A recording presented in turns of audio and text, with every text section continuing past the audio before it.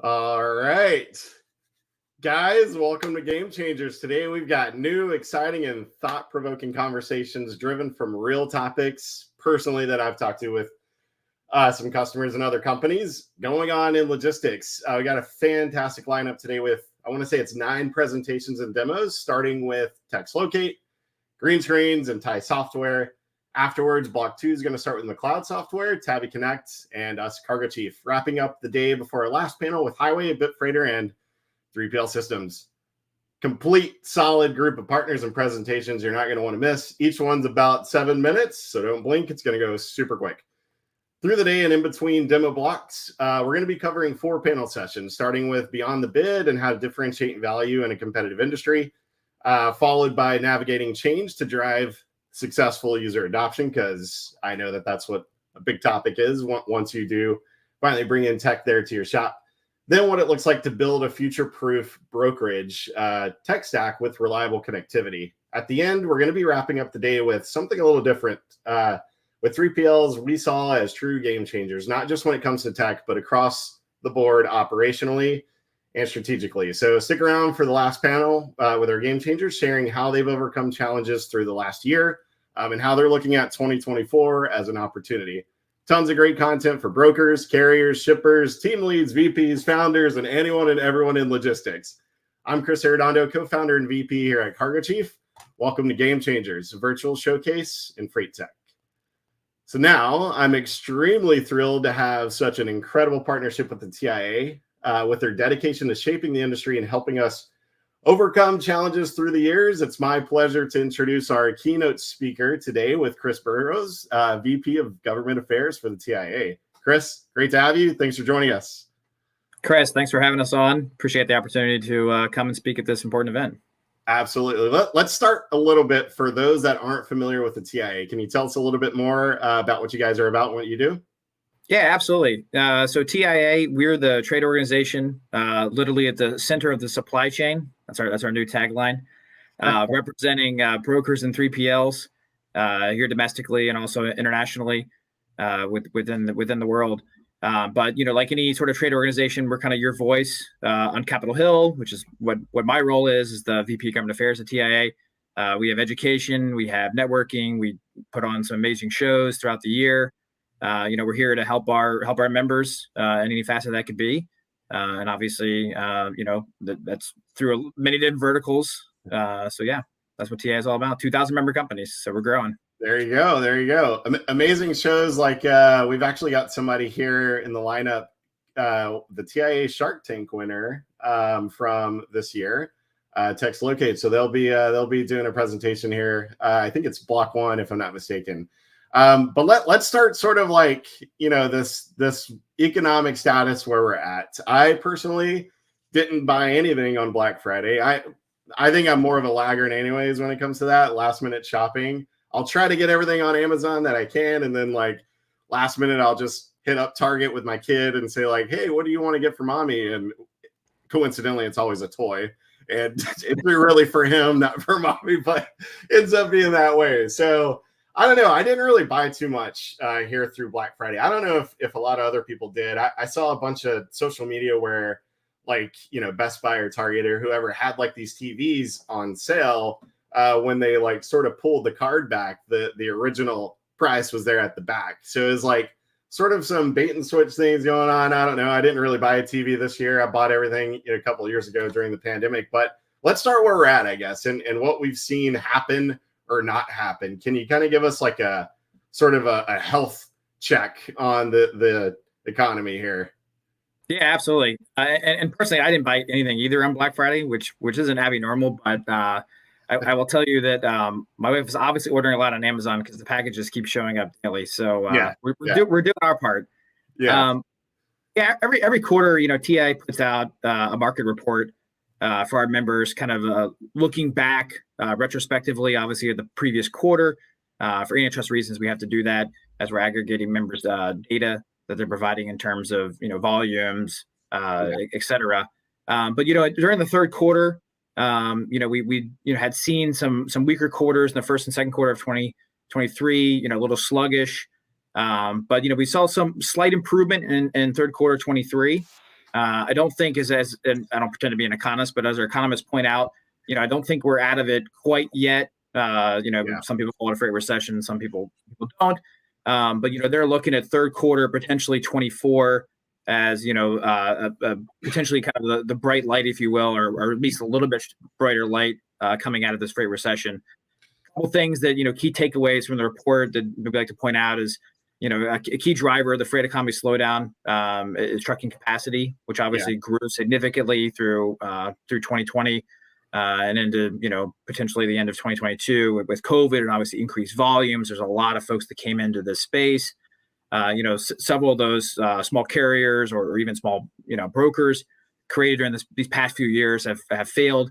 The economists say that the capacity may not have declined enough to really tighten the market yet in terms of that. Consumer spending, obviously, as we just talked about, Chris, continues to be a metric that everyone's watching. I don't think the consumer spend is where it typically is year over year. I know just looking at articles that credit card debt is up. So people are buying things. So so I don't think that's a certainly indicator no one's not buying anything. But that's one factor that we look at. I was looking at manufacturing, with trucks, obviously, is another indicator we look at. That's been kind of slowed and the outputs wasn't for a couple quarters. That's ramping up a little bit. I think you look at a variety of factors for that, from some of the auto worker strikes, et cetera, kind of played into that. But bottom line is a Holiday Inn Express fake economist. I think things are looking better, but we're not quite through the clear yet. Things may be a little bit worse. And I was talking with a member of Congress yesterday, and he's predicting a pretty bad first couple of quarters financially next year. So Congress, typically has inside baseball and some of that stuff. So especially the members, not the staff. Talking to a member of Congress, an everyday thing for you, right? I don't know, not for me, definitely not. But So I think what you're saying, Chris, is this my bag of chips for $5 isn't going down anytime soon, I guess, right? It's probably not. No, I know the president is laser focused, and some we're going to talk about in a second. That was the the supply chain task force. He is seems to be laser focused on kind of getting down some of this inflationary market that's going on in terms of just the cost of living just going through the roof for a lot of people. But I don't see that happening anytime soon. And eggs are back up. It was just at the grocery store. So it's like, man, that's interesting. Eggs are up. Maybe I'm consuming more eggs, certainly, than this weight loss journey. I'm like trying to overload on protein. So like I'm buying more eggs, but chips I'm being a little more selective on. I'm not just like, I need that bag of Doritos. A couple of reasons, but mostly price. $5. Right. I'm good. Tell us a little bit more about that. Was it the new Biden supply chain council? Tell us a little bit more about that, and I guess TIA's impact on kind of shaping policies there on that side. Actually, this afternoon we're having a conversation with a couple of the co-chairs that are leading it up. He put the supply chain task force together. There's been a council that's been put together for a year or so that's been looking. It was kind of a post-COVID thing. Everyone saw what was going on with the Port of LA Long Beach and all the ships that were sitting out there, and the inflationary impact that was having on the markets. That's not a good look politically. So he put together this council, and he's kind of following up with the supply chain, I think, to take some more tangible steps. But they're going to look at they're going to look at as much data as they can get. Obviously, TIA would like to be a partner in that in terms of providing data. Through some of our members, through some of our associate members, like yourself. They're going to look at the ports, kind of what's going on with those impacts and supply chains. Potentially look at certain regulations or potential legislation that could impact the supply chain, could impact inflationary markets.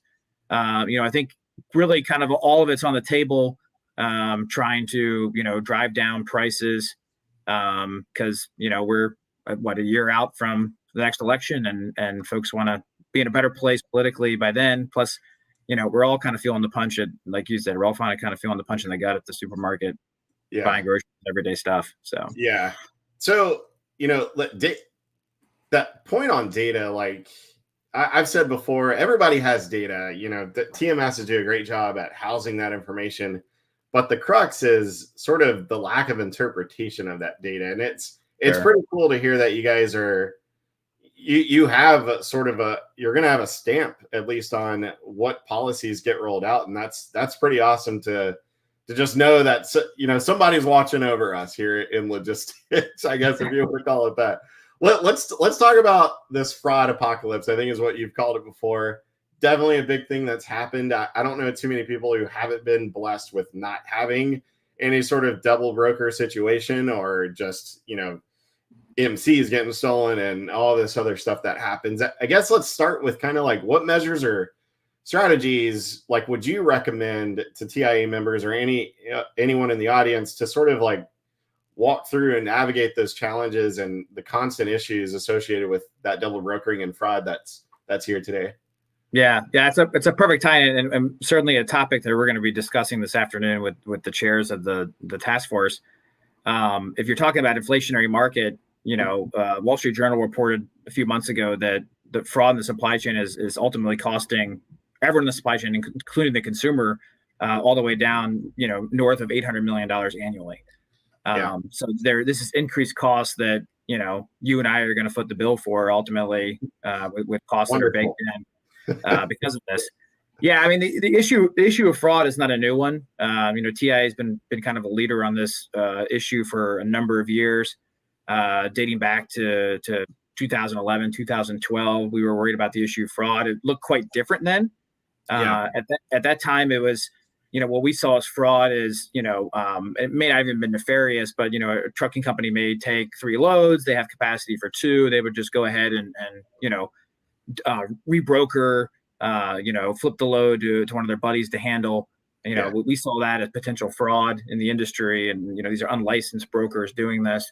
And again, it was nothing nefarious. But, what's really shifted, again, kind of through the pandemic and the increased volumes and a lot of players coming in the space is it's really shifted from, fraudulent trucking companies or fraudulent brokers in the space to outright criminal activity.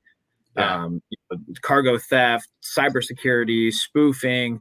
You name it. There are strategies that they're taking. They're constantly adapting. They're constantly getting, ahead of the industry in terms of what they're doing. There's been less than enthusiastic support from the federal government in terms of addressing some of this. I know we pointed out at our conference back in April. There was a situation out of the state of Wyoming where there was 287 trucking companies, all licensed to one house in Wyoming. We flagged it for the FMCSA. They sent an investigative team out. They came back and said there's no one, there's no business at this address. Wow. We can confirm that no less 237 businesses. Said, okay, well, what's the next step? And they said, well, unfortunately, there's not a whole lot we can do because our hands are kind of tied enforcement wise. And it's like, this is a no brainer. Like, come on, this is an easy one. So we've been working with the agency. We've been working with Congress. We've been working in coalition with other industry groups like OIDA and TCA and some of the factoring associations to kind of tackle this from all different fronts, if you will. And to the agency's credit, we have seen kind of an uptick in terms of some of the enforcement and outreach they're doing. The few of the bad actors have been shut down. Unfortunately, another aspect and part of it is a lot of these companies are foreign companies. They're not based here in the U.S. We had one member that dealt with one of these folks, and he said, you can shut down this MC number. I've got 150 more. And he's like, I'm just going to keep going through the list, doing this over and over again. So internally for our members, we put together some best practices, to things to look at. I mean, obviously there is no silver bullet to address this, but there are things that you can look at in terms of years of service, email, use some of the great tools that are available. You got coming up in kind of your showcases, folks that are kind of tackling this head on, and really just the key for us is develop a strong carrier selection process within your company and stick to it every single time. I can't tell you how many members I heard from that were like, hey, this is our process and procedures that we're doing. We've incorporated some of the stuff that you sent us. That's also part of your TIA carrier selection framework. but one of our guys just deviated a little bit. It's always like the Friday afternoon load we got to get out, and it's the same story over and over again. And it's that time they call us and say like, what do we do? So that's where we kind of we try to interject as much as we can with the agency and get it flagged. But it's extremely rampant right now. It sounds like the process when I need help from like Xfinity or something, and send a request, and like I've already figured out how to restart the modem or rewire my whole house within that 48 hours that it takes for them to get back to me. But right. Usually, I think make sure they're tight. I think even too, like, the risk side of things, it's a lot different now than what it was when this whole fraud issue came out. Like with a lot of brokers, exiting the market, there's also risk on carriers too. And a big topic that we had there at the Broker Carrier Summit, that, like you mentioned, there's a lot of tech out there now that's really taking this stuff head on. I think one of those companies, Freight Validate, if I'm not mistaken, they do like some like face recognition stuff to like verify like this guy's driver's license or something like that. Pretty cool. But then Highway too, like, what they're doing and to take those steps with carrier identity, making bookings more secure. Those showcases that'll be coming up too. But on the risk side, like for carriers, if you're like, a new broker and you're posting your loads out in this marketplace, and as a carrier, like if they're not set up with you, there's a little bit more risk now for carriers too, to like sign up with a new broker, or, maybe they're 2 years in business, but what are the levers or chances that like that broker is not going to pay them on time when like they're so cost centric on the carrier side? Like cash flow is pretty important for them. They don't just have like a huge line of credit running through. So that interesting to see and hear like how risk changes, and what you guys do to kind of approach that. As we kind of round this up here, I want to talk a little bit about AI. I saw something that like, I don't know, some Mayan calendar stuff that people put out there, say like we're in this fourth cycle of things where like everything's going to move to AI and a lot of things going to be like task automation and stuff. I mean, it's happening, definitely is. But like, how do you guys, how do you see AI introducing itself in logistics? Where do you think like how do you think they should approach this? Like all in, steady beats? Like should we just own all this tech that's coming out? Like how do you guys look at that? I mean, y'all talk to lots of people, so curious what your take is on that. Yeah, I'd say it's kind of twofold. It's kind of funny. So two of our internal committees that are comprised of volunteer leaders within the association. One is an internal fraud task force that we have within TIA. They look at AI as like like Skynet out of Terminator. Like this is the ultimate demise of the industry, because they're looking at it from like a cybersecurity concern. And then we have a tech committee within TI who looks at it as like, the next greatest thing in terms of innovation and how are we going to be, cutting edge on that. And that's something we're currently digging into right now, is, what does the future look like for the logistics industry in terms of AI? What's the application look like? How can we continue to be leaders? As Chris, a lot, logistics companies are leaders in tech space. And what can we do to kind of better ourselves to, be ready for the pending changes that are coming? Again, back to President Biden, he put an executive order out, I believe 3 or 4 weeks ago, focused on AI. He's charged every federal agency to look into the issue of artificial intelligence and what are the impacts that they see to their different segments of the U.S. economy and industry and businesses. And, not only looking at the cybersecurity side of things and the concerns that come with that, but also like how can we continue as a nation to be, the most innovative in a lot of fronts by utilizing AI. Somebody asked me recently, they said, do you think AI, and again, I'm not a tech expert by any means, I'm, a DC lobbyist, but, do you see AI as like the next blockchain? Blockchain was the whole buzz for a year or two. And I know, TI, we brought, a guy in from IBM to speak at one of our conferences. It was like the guy on blockchain, and half the audience left being like, I have no idea what that guy just said. So no, I don't see it as the next blockchain. But, I'm not a tech expert. I think, as we look at this, technology really is kind of a litmus test in terms of brokerage industry and if it's going to survive in the space. And I think, our members will continue to adapt to the latest technology trends and continue to strive and innovate. Really, really interested to see like how the government plays its role in like the tech space here, looking ahead in 2024. So Chris, huge thanks to you, sir, and the TIA for supporting our Game Changers event with us, the audience, and all of our partners and customers joining us today. So everyone, let's get ready for that first block of presentations and demos. We're going to start with TIA's Shark Tank winner from the Technovations Conference, TextLocate, followed by Greenscreens sharing some of those predictive rating solutions, then wrapping this first block up with a top-notch TMS TIE software. So stick around.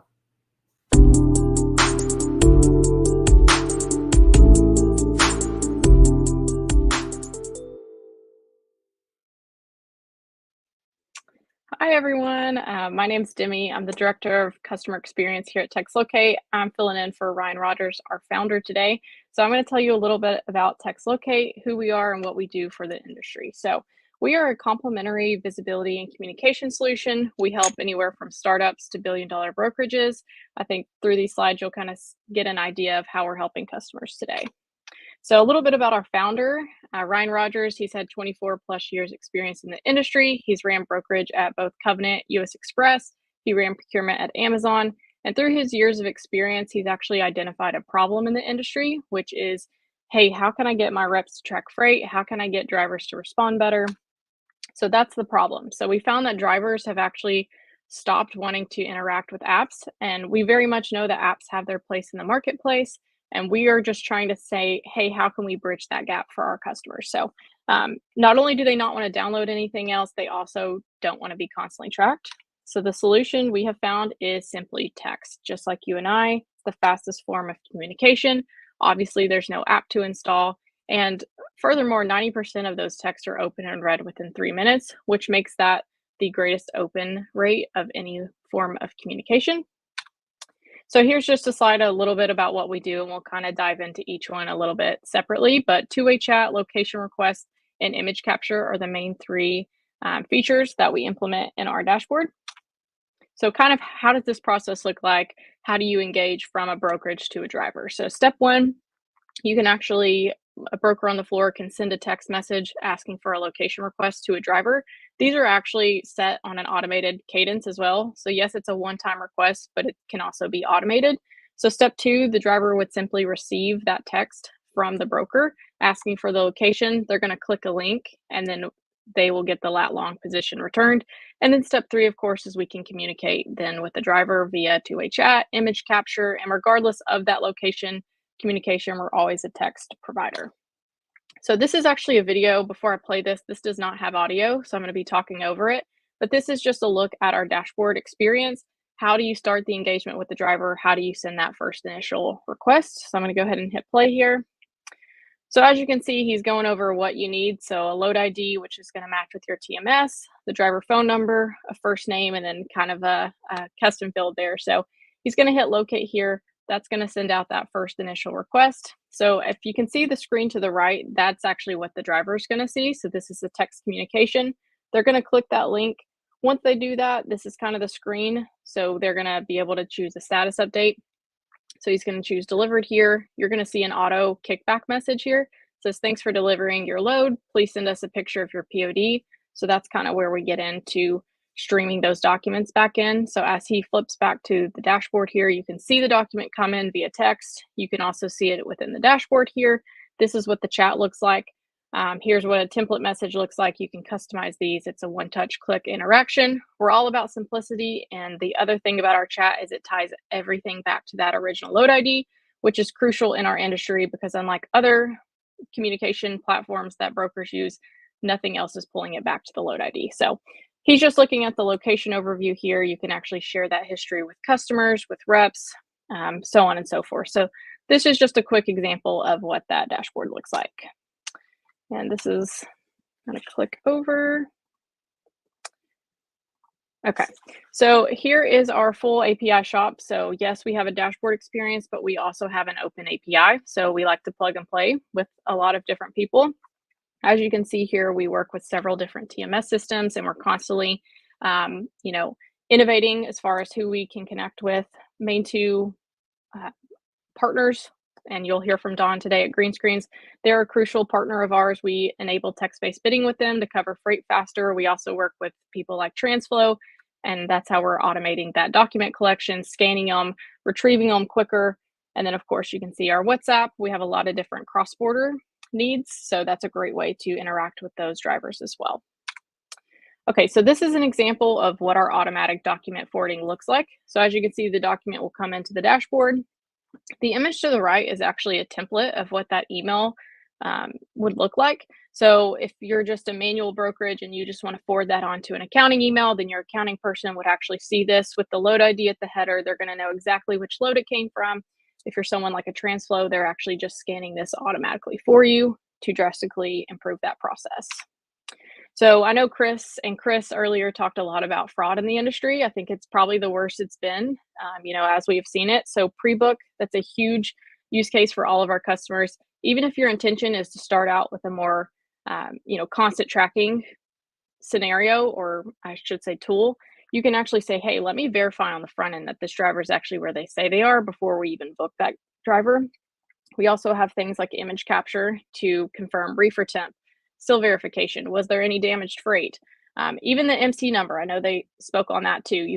People are getting creative. You can say, hey, I need you to send me a selfie with you and the MC on the truck to verify that it's the correct carrier.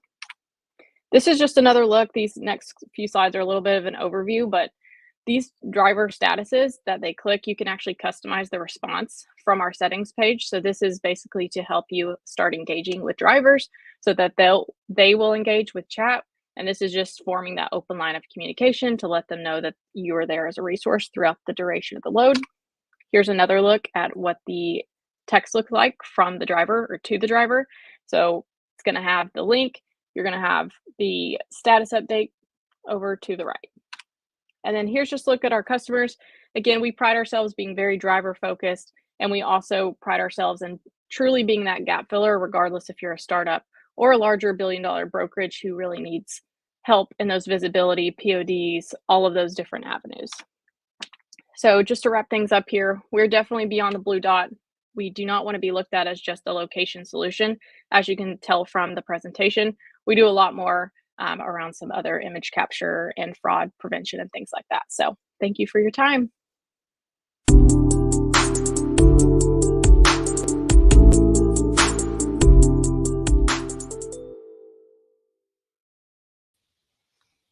Good afternoon or good morning, everyone, depending on where you're joining us from. Thank you for your time today, and a huge thank you to our friends at Cargo Chief for inviting us to participate again in Game Changers. My name is Dawn Salvucci-Favier, and I'm the CEO and Chief Product Officer at Greenscreens, and I'd like to share a little bit with you about our company today. For any of you that have tried to price freight, particularly in a crazy market that we've been experiencing for the past few years, this image might look and feel very familiar. But imagine a world in which you have the tools available that leverage real-time, live, clean market data and the power of machine learning algorithms to give your carrier sales and your customer sales reps the ability to quote with more confidence and to win more business more profitably in a matter of seconds and all within your users' existing workflows. Well, with Greenscreens.ai, that time has arrived. But don't just take my word for it. I'm going to let some of our customers first tell you about their experience. Greenscreens was a big part in allowing us to have 19% month-over-month growth volume-wise. Yeah, Greenscreens is, it's been a game changer for us. It's a very unique tool because it encompasses all of that data and allows, whether it's our carrier sales or account managers to make, good decisions based off our historical data. And really Greenscreens, to me and to us here at Great Lakes, is a tool that is used across our departments. I think the key differentiator with us in choosing Greenscreens was the real-time data. Well, with Greenscreens, it gives us that live, hey, that's too high, that's too low. and the AI starts learning from that. But what it does is it gives them more feedback with the confidence rating you get in Greenscreens. It gives them more feedback as to how good should you feel about this price? Do you need to do more due diligence or not? Because essentially, if we have a confidence at 70 or higher, don't even second guess it, send the quote. Don't even look at a second source. Don't even look for any other data points. You can simply send the quote because we're confident we're going to buy right around 5% up or down. It's a very useful tool. It shows you how you're doing compared to the other network users, and it's quick. It plugs right into our TMS, so we use it every day. Awesome. Our salespeople, our customers rather, are often our best salespeople. So let me tell you a little bit more about the company. Launched to market in early 2021, Greenscreens is a dynamic predictive pricing platform that today is focused on the North American truckload spot market. We have over 45 employees in 8 countries, and with over 150 customers on our platform, the data that we use to power our algorithm consists of over $20 billion, or roughly 13 million data points in booked load transactions.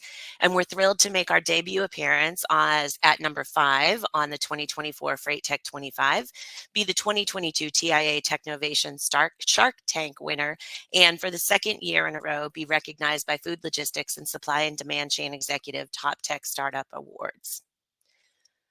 We really exist to help freight companies overcome 3 primary business issues. The first is increased competition, and until recently, this was primarily driven by the advent of digital freight brokers and marketplaces that had invested a tremendous amount of capital in developing proprietary technology that gave them a competitive advantage.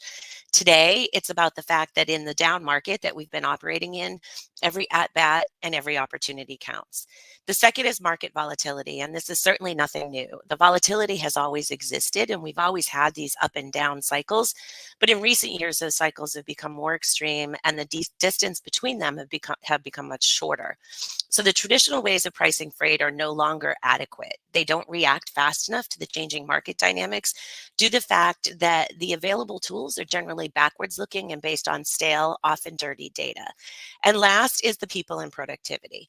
Brokerage is a resource and relationship intensive business. The turnover in the industry is really high, and the time it takes for a rep to get somewhat good, but not even great at pricing freight and establishing those customer and carrier relationships can exceed 1 year. So as you heard from our customers, we are a dynamic pricing platform that leverages clean, real-time data to generate the most accurate, forward-looking rate predictions available in the market today. And we not only support your van, reefer, and flatbed spot rate prediction needs, but we are the only provider to deliver real-time, multi-stop market rate intelligence. The speed and accuracy of these rate predictions allows our customers to quote more freight more confidently while growing and protecting their margins. It allows them to improve productivity of both new and veteran reps by providing the decision support and automation tools to help them make better decisions faster. And through our integrated partner ecosystem, we enable all of this within the user's existing workflow and systems that they use every day. Until Greenscreens, the tools that were available to help understand market rate dynamics were purely based on historical averages that use data to look at what has happened in the past, not what will happen. And as we all know, especially in a fast-moving market, the past is not necessarily an indicator of future performance.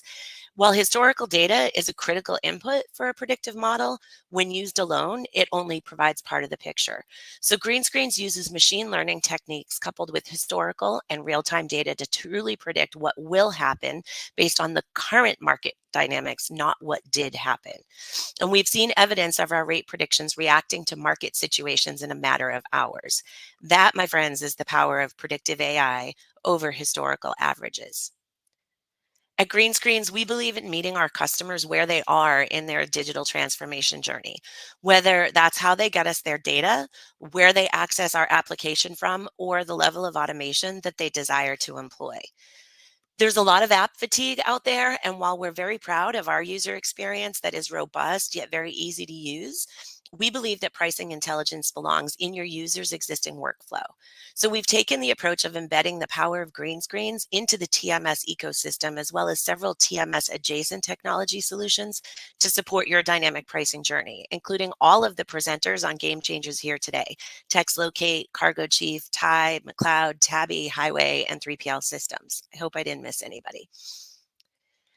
So to take that a step further, we're happy to announce, along with our friends from Cargo Chief and others, our new offering that we call Capacity on Tap, which delivers industry-leading dynamic pricing from Greenscreens, along with quick, easy access to your favorite capacity sources, so your users can not only understand the pricing dynamics, but also gain instant access to trusted capacity.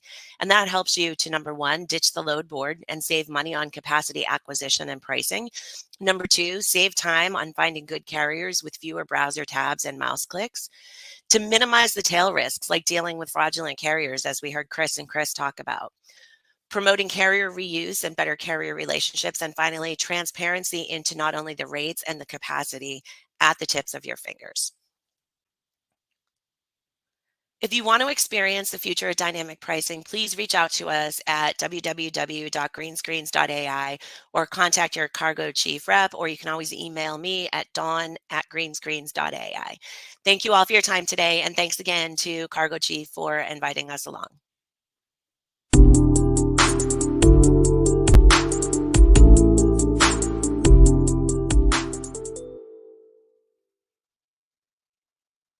Hello, everybody. I'm Sean McGillicuddy, and I'm here representing TIE Software. Of course, my dog would bark right as I came on. I don't know if you can hear that in the background. So I'm here representing TIE Software, and we are a TMS provider for freight brokers, specifically domestic freight brokers running full truckload and LTL. That's been our specialty, and over the last 3 years, we have cemented ourselves as one of the top providers in the space for freight brokers. So today, I want to focus on a few key areas where we think we can help brokers out, and it relates to organizing tasks and connecting those tasks directly to your email. Now, to give you a couple stats about TIE, over the last 3 years, our research has shown that we save brokers about 11 hours per week per rep within the organization through various time-saving metrics. So I'd like to ask you, given the task list and how we connect to your email, how do you think that this might help you save time? And if you had 11 hours a week back in your week, how much more business would your reps be able to do for you? So, like I said, I'm going to show you a little bit of a mini demo here around task list and how that connects directly to your email. So I'm showing you our dashboard here, and this is really just when your reps log in the morning, they can get a quick snapshot of just everything that's going on. Ideally, we give them the opportunity to manage by exception. So everything that's going smooth, they can see that very quickly. And anything that is not, they can click on some of these spots in red in order to jump right into those. But like I said, I want to focus here on the task list. Now I have my task list set up to show me all the tasks for my entire team. So I'm going to jump into this to give you a little bit of a view on how this actually works. So there's 3 key areas where I believe we can save you time by connecting directly to your email inbox. And the first one is on the inbound shipment. So when a customer emails you, now, of course, we can set up EDI, API, we can connect through various sources in order to capture shipments coming in from your customer. But oftentimes throughout the industry, we have a lot of shippers sending you emails, right? So the inbox gets quite flooded, and we want to give brokers a way to navigate that without it taking too much time and save you on the data entry. So what you're looking at here is a shipment that came in. Here's the email itself, and it says, could you please give me a quote on this shipment, right? So I'm able to, what TIE did was it actually pulled it in from your inbox through a direct email integration, and it actually built out the shipment, saving us the data entry completely. From there, we could actually jump into a rate analysis. We could jump into our truckload quoting page to look at our different tools that we could use. So you just saw Don from Greenscreens. We're integrated there, so you can actually see Greenscreens and do a rate analysis. Same thing with C4. And thank you, Cargo Chief, for inviting us on. We're integrated very well with Cargo Chief for both rating and capacity sourcing. So if this is already an awarded shipment, we could jump right into our truckload quoting. We could figure out what truckers are probably going to charge us for this, and then we could leverage our capacity tools right from there. Today, I'm really going to focus on just the speed and getting back to a customer off of the quote request, right? So I have this quote request came in. I could quickly edit the pricing by just jumping in here, and I just put it up here just so you can kind of get a feel for it. So this pop-up would allow me to quickly edit I have this locked in because I'm not actually the pricing person. I'm more on just a customer facing side, and I have a pricing analysis individual. So they already set the pricing for me, and then they locked it in. So I don't have to do anything related to edit. I can just quickly go ahead and jump back to getting an email back to my customer. So I'm going to jump over here to my quote response template. And you can see here, just to save everybody time, I'm able to just pull up that template. I have exactly what the pricing was, what I'm going to charge them for it. And then they can click the link in that email to accept it, which would move it into a committed status. And then we can automatically push that over into a tool like Cargo Chief in order to start the capacity sourcing. And we can bring those quotes right back into the system very seamlessly without the rep having to do too much work or too much data entry. Right. So that's one quick way to help you win more quotes and save you time. Oftentimes, if you're the fastest one to respond when there is a shipper just blasting it out to brokers, you'll win more just by being the quickest person. So that's what this is all about. So we've got that connected directly. So the next scenario would be when you have a shipper asking you for an update on the shipment, right? So I can see here, can you give me an update on this shipment, right? So Tai's integrated with several of the tracking tools on the market, trucker tools. We've got MacroPoint, P44, ForeKite. So we're integrated with all those tools, but we also have our own native texting feature that allows you to send a text blast out to the driver in order to get the location. And the cool thing is if we scroll right over here, we can actually see where this shipment's updates are. So as we're getting those pings, they're plotting on the map. And then very quickly, again, using the email functionality, we can jump right over into either, maybe we have a template set up for that, but I'll also throw in a quick, that's not the one. Yeah. Okay. Well, I was going to use the help me write feature, but I had a screenshot saved in my thing there. So help me write will allow you to just send a quick message, but it uses BART, so a generative AI, to help your messages move a little bit quicker. And so I could send that update right back over to the customer and giving them a quick update. Now I could actually even automate this. Now the goal here is that the whole team can see the task list. So if I'm getting these updates, we want to empower the user to really deliver an excellent customer service. So the quicker we can respond to some of these update requests, the better off and the better customer experience overall. So that's two key areas where we're trying to save you time by connecting to your inbox directly.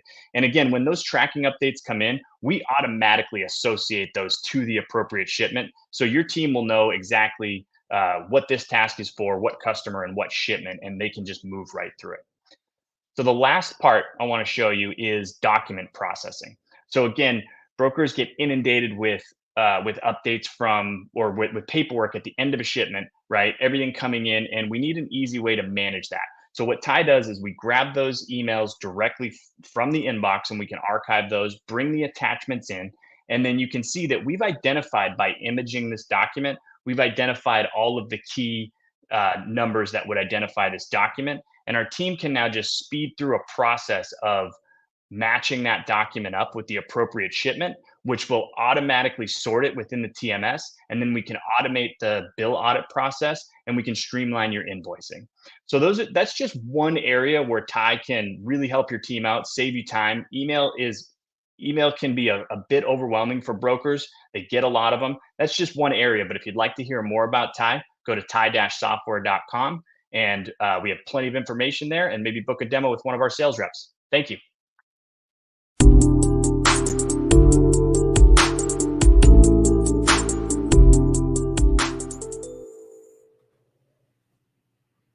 Hey, wonderful job, y'all. That was awesome. I was listening to some of those stats. I was like, man, 90% open rate with texting.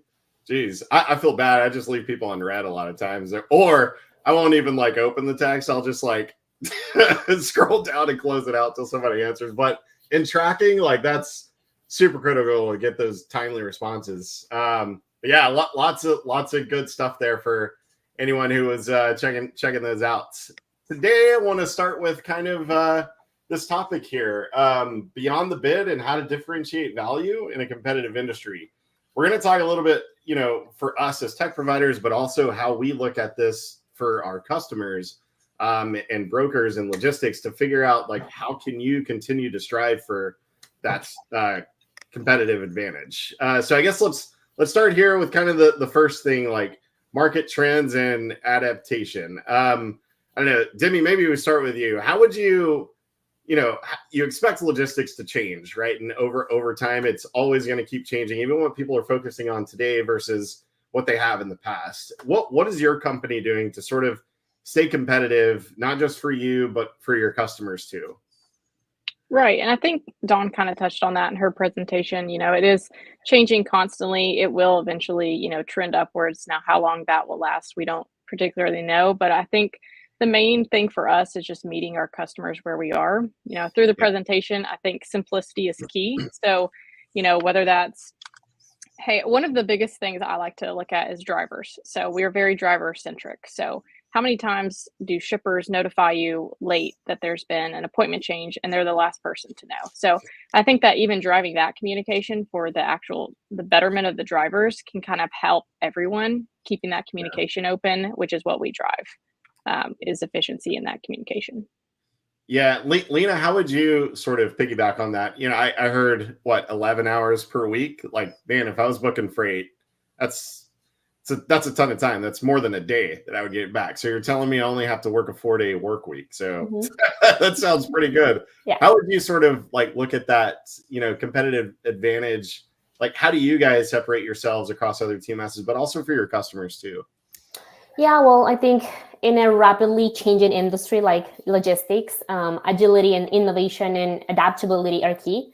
So in our case, as a TMS provider, we have adopted a transformative approach, if we can say, constantly, updating and enhancing our software solutions to address emerging challenges and meet evolving market demands. So this includes, investing in research and development, for example, or fostering strategic partnerships and staying on top of the industry trends to remain relevant and competitive. So yeah, something that we always tell ourselves is that the same things and processes that brought us to where we are right now are not the same things that will take us where the future is leading us. So we have to keep an open mind, and we have to be, willing to transform the processes as many times as it is needed to give our customers the best and what really helps them the most, depending on the moment they are in. Yeah. Lena, I'm not going to throw you a curveball here, but I'm genuinely curious. What do you hear like brokers craving more of? Like when they look at a TMS, like let's just say like current customers or like new prospects that come around during that onboarding, what have you heard differently like today that people are really like hooking into versus like what they have in the past? Has that changed a lot, or like what do you see from that side? Yeah, automation. I think automation is basically, the key and the common need within the brokers right now. They need to, automate processes to optimize their times. It's not necessarily that, AI and all of these new technologies are coming to replace people, but what we want is to facilitate things so they can actually invest that time in activities that add more value to their business. So I think that's key, automation. Yeah, we talk a lot about like task overload, and like it's there's robots now that pack and ship and pick and pack and all this other stuff, and like that's a huge task for a lot of people in the brokerage world. Like I think for us as like tech partners, we try to help them like uncover those not necessarily inefficiencies, but a better way to do it, I think. And like whether that's like keeping notes on sticky notes or information on sticky notes or spreadsheets or whatever it is, it's always really fascinating to step into a brokerage office and see like even clicks. Like if our application has click fatigue out there, then like it's up to us to try to figure out like how can we reduce that friction as much as possible. So Donna, I think, for you, similar thing, right? Like curious, like what do y'all do to stay competitive across other rating predictive solutions, but also like your customers, what do y'all do there? But also like, when we were talking earlier, going beyond the bid, you talked about like being an extension of your customer's team. And I'd probably say we all sort of mimic that same voice, but interesting, like on the rating side, because that's like the beginning part of the load life cycle. Like you can't just like give somebody tech and say good luck. Like how do y'all like operate in that world? And I don't know if you want to elaborate on that. Yeah, no, look, I think for us, there's three ways that we try to differentiate with our customers. And to your point, first and foremost, is that we have a very high touch engagement model with our customers from day one. Every one of our customers, when they're onboarded, is assigned a dedicated customer success manager and a pricing analyst. And all of our CSMs and pricing analysts have actually sat in our customer's chair. They have all booked freight before. Awesome. Our analysts have all worked as a pricing analyst at some of the larger brokers out there in the marketplace. And we kind of really market that as, look, we are an extension of your team. If you have a pricing team, we augment them. If you don't, we become that pricing team, right? So it's through that high touch engagement with our customers, listening, kind of the empathy for the pain that they're feeling. I think secondly is transparency. So part of that transparency is just in our relationship, but I think more importantly is we are consistently measuring the accuracy of our predictions and of our product and sharing that information proactively with our customers. And there's nobody else that does that today, right? So we know with every single customer how well are our predictions and our algorithms performing for that customer specifically, as well as against the entire market. And then I would say the third way that we differentiate ourselves is through innovation. And that's really tied both to the transparency and the engagement that we have with our customers through looking for listening to our customers and constantly measuring ourselves, right? And the performance of our company. The innovation comes really in kind of three ways. Number one is feature function, right? So I talked about the fact that we are now the only vendor that provides multi-stop predictions or some of the market analytics that we released earlier this year. And we have a lot of really exciting stuff coming next year that is driven by listening to the market, listening to the customers. I think the second is innovation and partnerships, right? Cargo Chief, TextLocate, Tabi. I talked about capacity on tap. I mean, sometimes the partnerships skirt both feature function and partnerships, but it's innovation there and in jointly serving the market. And then I think last is the insights and the analytics, right? So the innovation in the insights and the analytics that we're providing to the market and to our customers. And the larger our data set grows, the more of those insights that we have that we can share. Yeah, it's when I was booking freight, it was always like, I mean, and we still talk to people about this too. Like, no secret, we both have rating engines. Y'all's a lot more in depth than ours, but it's always like somebody's using DAT plus or minus or something, right? Or whatever they use, it's plus or minus their historical experience plus or minus. And if the sun's shining, let's add $200 to it. And there's no real rhyme or reason to what helps them. And like, I was talking to a couple people too, like the hiring process through the last like couple of years was a lot different than like pre-pandemic, or even especially right now. Like a lot of people were, I guess for lack of better words, like kind of spoiled with like the market and where it was, where you didn't really need like too much data to like win loads or win new business. And it was just like, well, yeah, let's win this load and make $200, $300, $400, $500 on it. Great. No data insight needed at all. And then it's sort of like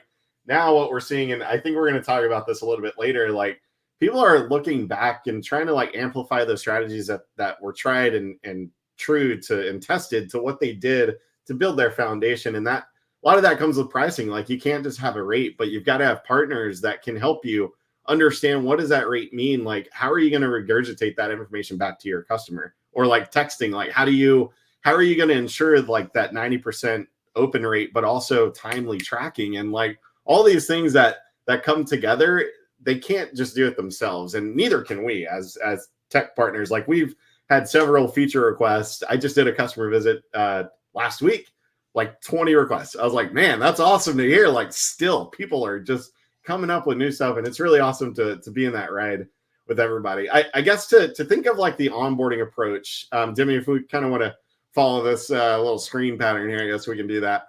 But trying to think of like you two, like, that onboarding side, we put a lot of emphasis on that onboarding. I'm glad Don mentioned customer success because that's a fairly new thing, in the last 12 years or so. That like before it was always customer support, customer service. Very, very different when you think of customer success and implementation. What are some tactics y'all do to sort of go beyond that traditional onboarding to, really make sure that your customers get it? Yeah, for sure. So I'm actually over customer success. So I'm on every initial call. And kind of like Don said, they are also assigned an account manager. So it's not just going to be, you're going to have a sales rep and then they're going to dump you and leave you. So we're really big on staying with our customers throughout the whole life cycle. And another thing we like to do is really stay present. Like, what do you need from us? How do we make your lives easier? Where do you see your company, in the next year? What can we do to help you get there? And kind of, I guess, piggybacking on the first one about how we differentiate ourselves, I would say the biggest request we get is, how do we get connected via API? How do we get our reps on one screen? Yeah. How do we get them streamlining everything, which is a big thing of what we're doing with Greenscreens, what we're doing with TransFlow. So I think there's a lot of different opportunities that we can give our customers. And yet, just like you said, Chris, their feedback to us throughout that customer success lifecycle is really the motivating factor of, where that partnership takes us from there. Lena, how would you add comments on that onboarding approach and sort of like what you guys do there? Yeah, well, I definitely think that one of the keys here is to create a comprehensive onboarding experience that go beyond the traditional approaches that we always mention. So yeah, making it easy for organizations to navigate change, because we know change is hard. So we want our customers to feel like they are in a safe place, and trust that we will be there every step of the way. And we cannot promise that there won't be a single challenge, because that wouldn't be realistic, but we can definitely assure that we will be there working together and making it work. So yeah, some of the things that we do at TAI is just, to create this environment of trust and teamwork is, first, ensure that we have the people who understand our customers' business, that what they do, what the expectations are, so we can make sure that we deliver that. And also during the execution plan, we always try to make it to make every implementation as personalized as possible by tailoring them to individual roles and responsibilities within the customer's team. So that way we are more effective. And we are also talking about, creating customized training modules based on the specific needs and the skill sets required for each position within the organization. So I think that's key. Using technology as well, use these e-learning tools, that facilitate things for customers. So yeah, just focusing a lot on what the customer does and what their needs are. Yeah, the big thing that I usually hear, we're integrated with a lot of TMS partners, but the migration from one to another is very complicated. I think that's what creates drawback for some people. Even for us, somebody will come along and they're like, oh, we're not quite on TMS yet. We're going to TAI. They're migrating from another TMS. And there's it's always good to have that confidence that y'all understand that particular set of freight that they do, because every broker's, I would say the same, but no. Completely different. That's right. I said I wasn't going to throw any curveballs, but Don, Jimmy, curious here. I'm terrible at baseball, but how do y'all see data? Is there really one customer that fits all for y'all, or is there do y'all see different sets of data that comes through and it's its own onboarding for them? Yeah, interesting question. So no, it's not one size fits all, though, as I said earlier, trying to meet our customers where we are, we have developed a lot of tools and processes that try to make the onboarding process as turnkey, or at least minimally invasive to our customers as possible, because none of our customers' full-time job is usually implementing software. I mean, occasionally we might be working with a big company that has somebody that's their job, but most of our contacts at our customers have a full-time job that they need to do, right? So, when we work with, TAI or in some of our other TMS partners, we try to make that implementation or onboarding as turnkey as possible, literally one configuration setting and the data is flowing and the UI is there ready for them to use. So I think that's part of it. From a data perspective, it's really interesting, because the first step in our onboarding process is we do get the customer's historical data so that we can train a machine learning model about the buying characteristics of that organization. And on average, we flag about 35% of that initial data feed as invalid. And there's a number of reasons that data could be invalid. And generally, we'll work with the customer through those loads or the sets of data that have been flagged as invalid to understand if they should or should not be.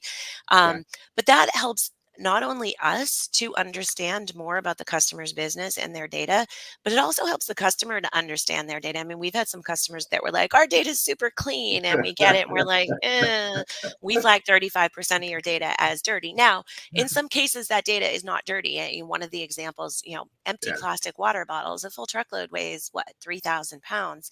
That would be flagged for us as potentially a partial or an LTL. But then we, through discussion with the customer, or, now we know enough to know, oh, that shipper is empty plastic water bottles. So we know not to flag that. So there's a lot of that happens, but it's definitely not one size fits all. And size doesn't matter either. We've had some very big companies that think that their data is great and it's not. We've had some very small companies that are very nervous about what their data is going to be like. And we're like, nah, it's great, right? We're ready to roll. So, but then it becomes an educational process from there and really, educating ourselves and the customer about their business and the data and how it's used. Yeah.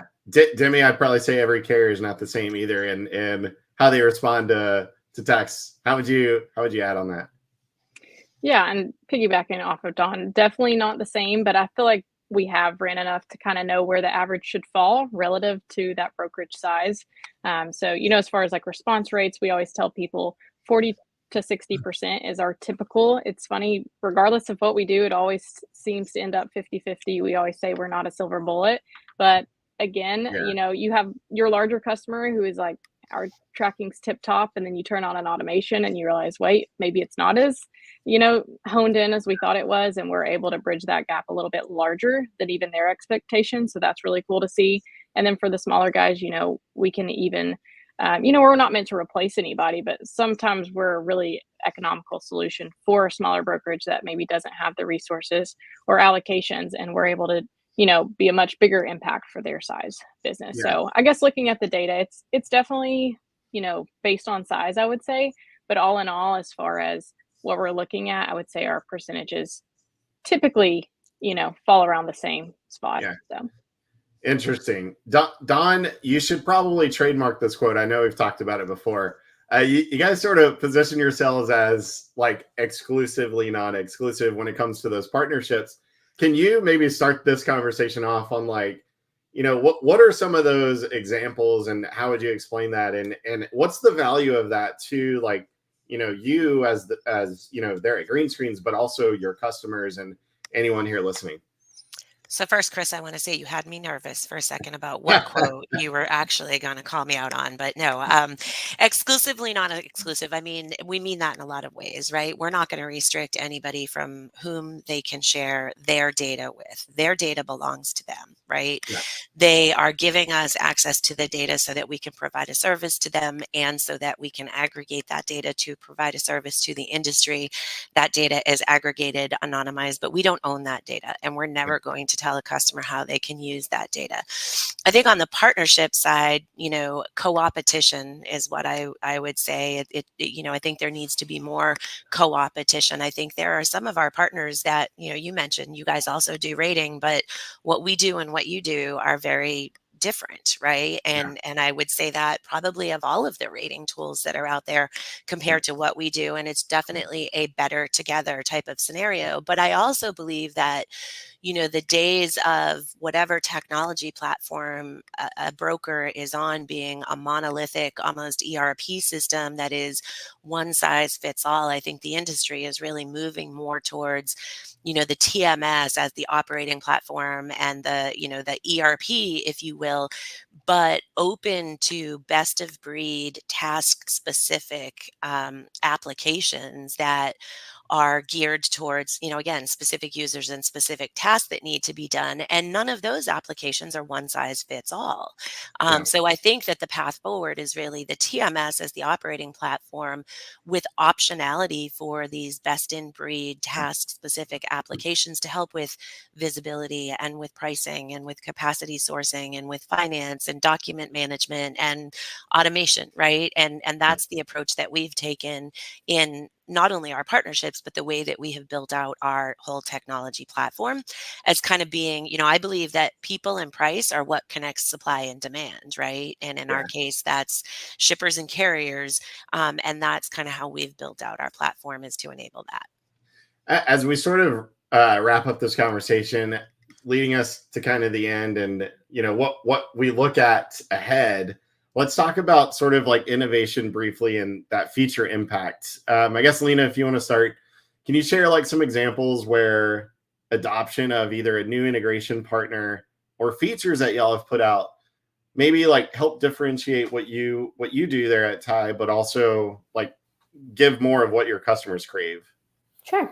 I have a lot of examples of things that we've done within the TMS that help our customers, but I think one of the most successful ones is our inbox automation and task list. So we are basically trying to simplify the way brokers respond to these inbound requests and turn in a process that probably takes an hour into something they can automate and optimize their times. So yeah, you already saw on the demo, we are just taking all of those emails in the broker's inbox, pull them into the TMS, show them under what we call the task list for visibility. And then we're going even further by using that information to create those shipments in the TMS, avoiding that data entry step and ensuring that brokers have full visibility so they do not miss any opportunity there. So that's something that helps them a lot. But then after that, we are also showing them all of these market-leading rating tools we integrate with, along with historical data, so they can make the best decisions and just respond to customers from the TMS using the same workflow and the same system. So we are optimizing those times and just making sure that we are, providing them with more time to do things that add more value. So yeah, we are just using things such as the document processor, for example, in order to get those documents that they receive, such as BOLs, PODs, bills, and then match them to the correct shipment into the TMS. Again, avoiding the need for someone else to manually do this work, and at the same time, eliminating any human error. So yeah, I think this is how we are automating the whole shipment lifecycle and adopting new technology to make our customers' business more efficient. Demi, how about you? 30 seconds. Just kidding. Sorry. Yeah, I would say first and foremost, all of our improvements and advancements are customer driven. So I would say probably 95% of that is customer driven. So we really take that feedback, kind of going along with Lena. I would probably say that POD collection is our biggest strong point right now, because our whole goal is to be the text enabler specific to the logistics industry. So just like there's that gap in, app fatigue, it's kind of the same for the document collection. A driver sometimes doesn't want to go open an email or drop it into a portal or something like that. So being able to just send a picture, just like they're clicking a link for location, really speeds it up. And, we have some fun and exciting things that, we're excited to roll out. But I think, like she said, eliminating as much manual effort. We have a lot of partners, at Lean Solutions, for instance, and those guys are so great and so efficient, and we basically just help speed up their time, so they're not having to sit on a call list and fire away. They can do a lot of that in bulk with our tool and really allocate their time elsewhere to help the business in other ways. Yeah, get that time back to handle everything else that logistics requires. So, ladies, thank you so much for that conversation today. Demi, Lena, Don, it was a pleasure. For everybody else that's around, get ready for the next block of presentations, starting with Marquee and Staple TMS McLeod Software, followed by a robust task automation and rating management system with Tabi Connect, and then us, Cargo Chiefs procurement platform, C4. Let's get to it. Thank you, Chris. Thank you.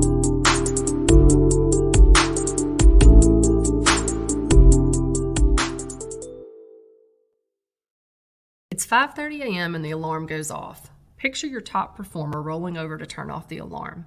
Let's call him Blaze. And yes, Blaze hustles. After getting dressed, he starts his drive to work, getting his mind right for the day. Who does he need to hear from? There was one load he needs to work on first, and he can't forget to prospect today for new freight. After hitting the local coffee shop, Blaze sits down at his desk, finding his demanding inbox already full of messages. He scans over to his inbox complement, PowerBroker Web, and turns to the homepage to kick off his day. The interactive snapshot, today's forecast, acts as a gateway to Brokerage Planning's Periscope view. With one click, he's able to instantly access a high-level overview of all of the loads that are scheduled to pick up today. Blaze is close to hitting his revenue goal for the month. With his dashboard reminders, he knows exactly who he needs to call to check for freight early in the day. All he needs to decide is who to call first, his prospects or existing customers. He's a go-getter, so he's relying on the sales call page to supercharge his day. This dynamic tool cuts down on the hassle of prospecting and customer management. It streamlines his interactions while also allowing him to stay nimble enough to create a customized quote should all of that talking pay off. This powerhouse of a tool ensures swift data entry, pricing decision support, and the ability to create an instant quote. As the morning continues to ramp up, so do the interruptions. Crafted as the ultimate lifeline for freight brokers in the chaos of a busy day, the toolbox comes in handy when those interruptions start to come in. Using keyboard shortcuts, he's able to effortlessly tap into a world of lane insights. We've equipped our toolbox with a combined rate index distance calculator, a powerful lane history search tool, and we're confident that these are tools that your brokers are going to want to use every single day. It's lunchtime now, and Blaze is starving, so he's ordered the only fuel suitable for a busy broker, Chipotle. That's right, but before Blaze can even open that burrito, a carrier calls in looking for details on one of his teammates' loads. Thanks to the planning screen's quick offer tool, he's able to swiftly pre-qualify the carrier and capture all of the carrier information within the planning screen, and before the guacamole turns brown. Even though it's lunchtime, Blaze's customers keep the EDI traffic coming in. With this outstanding tender snapshot, he can organize his work viewing the originals, changes, and most importantly, the cancellations from his customers. The low tender experience in PowerBroker Web displays the pertinent information in a consumable format for brokers to make a decision, send a response, and move on to the next transaction. Primary actions are built in just where they are needed, as well as the exceptions when a trading partner floods your system with originals and changes, all for the same load, all at the same time. You can quickly acknowledge cancels while making mental notes about what this means for your scorecard later. It's now 12:30 p.m. and Blaze and his teammates are planning a ping pong rematch from a game earlier in the week. And the only thing standing between them and the table are the loads that are picking up this afternoon. For someone as busy as Blaze, a cluttered planning screen is a recipe for chaos. The arrived at shipper snapshot acts as a lifeline, directing him to loads that are potentially left in limbo at the shipper. This snapshot transforms Blaze's screen into an organized call list, enabling quick initiation of the dispatch screen for visibility of all details should they be needed. With this tool, we're confident that no load will be left behind or forgotten. As the carb crash sets in from Blaze's lunch, he needs a pick-me-up to fuel him for the afternoon activities. A monster is a surefire way to unleash the beast. He's started eyeing the challenges of tomorrow, and we've entered a snapshot designed to highlight the missing pieces of the puzzle. This snapshot summarizes the planning screen, turning it into an efficient call list and pinpointing exactly where his attention is needed. With this tool, it's all about keeping Blaze in full control. Blaze takes a look at what else is on the board for tomorrow. These loads give him an opportunity to use his favorite tool. Top Match. Top Match is the secret weapon in his arsenal. It's a powerful search tool that unlocks a whole world of potential carrier capacity. It scans not only your internal, but also your external network of carriers, ensuring that no stone is left unturned in the quest to find the perfect match for all of your loads at hand. Top Match is his secret weapon for staying ahead in the freight brokerage game. Blaze wraps up his day with follow-up on tracking exceptions on the dashboard. The missing next call date. This snapshot serves as a practical tool designed to highlight exceptions in the brokerage day. In the midst of handling many other larger scale tasks, this tool showcases just how PowerBroker caters to brokers' everyday needs. It focuses on exceptions, enabling him to capture details before they ever even become a problem. As Blaze wraps up his day, he's thankful for a tool like PowerBroker Web that was built with him in mind. Oh, and if you're wondering, he dominated that ping pong game.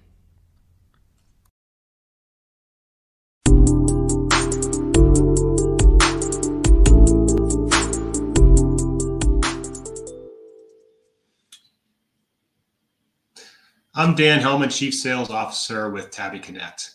Before we jump into our demo, we give a high-level overview of what Tabi Connect is. I want to kind of give a backstory on what it is. Tabi Connect's kind of gone through a major revolution this past year.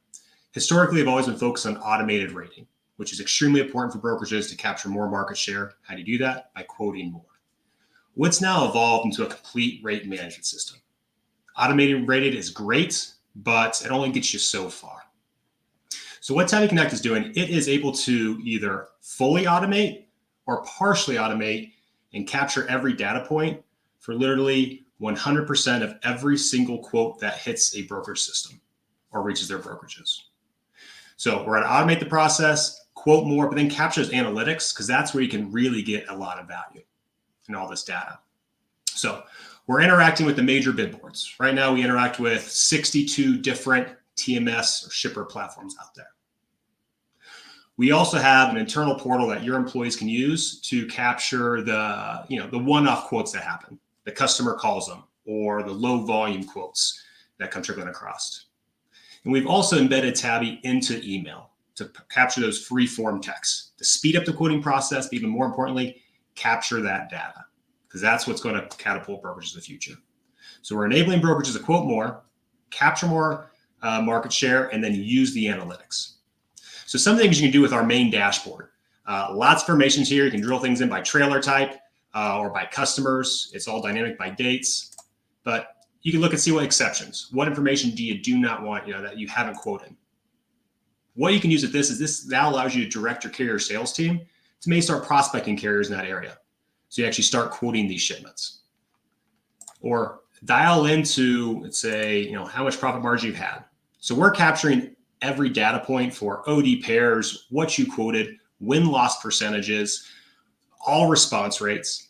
And so a fun fact with brokerages is that, I know it's going to be hard to believe, on average, brokerages only respond to 7 to 10% of quote requests from those high volume platforms, like the E2 Opens, Blue Yonders, Uber Freights of the world. Our customers on average respond to 68%. That missing, 32% isn't because they were lost, it's because they put logic in place that they didn't want to quote. So the overall flow of this is that you will receive a request, Tabi receives that request, captures the information, and then is going to API connect to the rate engine you're currently using. Pulls back expected truck rate, and then it's going to run that rate through a parameter set. Basically, we've captured all the nuances brokers think of on how to quote out a shipment. So in total, we have 48 different parameters. I fit them into 3 buckets. Bucket 1, how much money do you want to make? Profit margin. Bucket 2, increased truck costs that isn't reflected in the rate engine you use. Maybe it's a -20 load versus -10. It's 44.5 on weight versus 43. The transit time's tight, lead time, all those different nuances. And the third bucket is, what do you want to quote? What do you not want to quote? So we are all ex-brokers. So we've pretty much just gone through everything that you possibly can to think of with lead time, different restrictions. We can automatically take out fuel surcharge, uploads the fuel surcharge table, and just line haul will be submitted.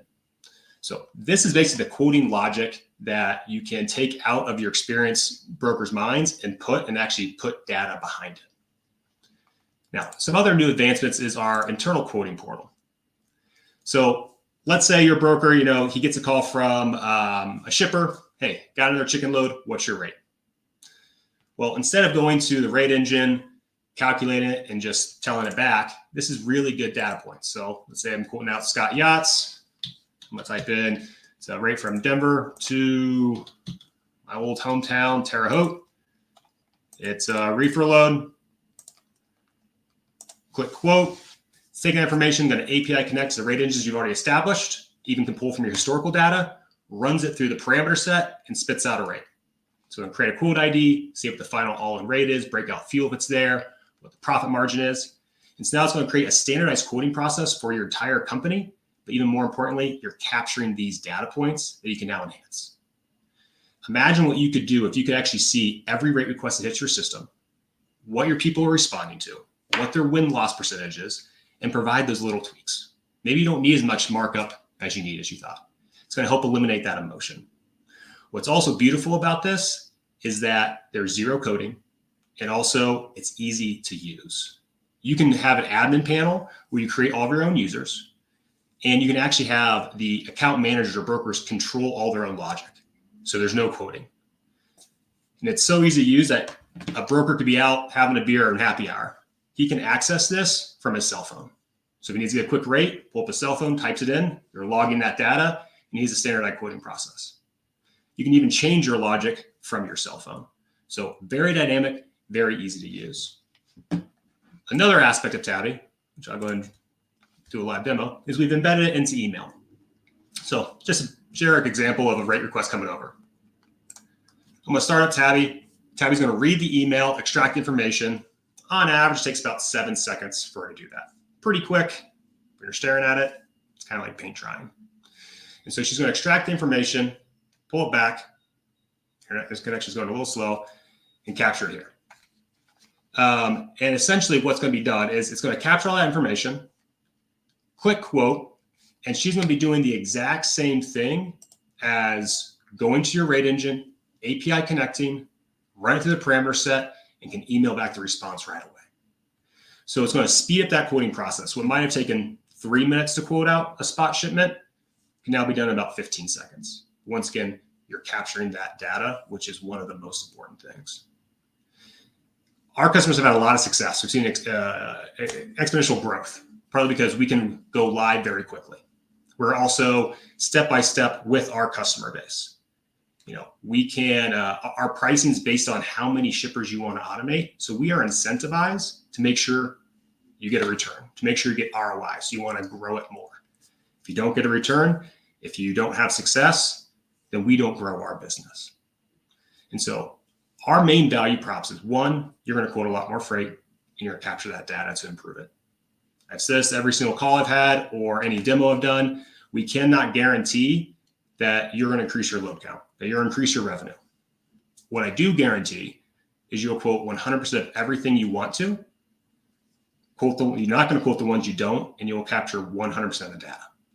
So allowing you to get that feedback loop so you can make a more educated decision on how you want to quote and how your company can grow. Ultimately, capturing more market share and growing in this down market that we're all experiencing, all brokerages are experiencing. If you want to see a deeper dive, have any questions, reach out to me, reach out to my team, and you can always connect us on LinkedIn. Thank you.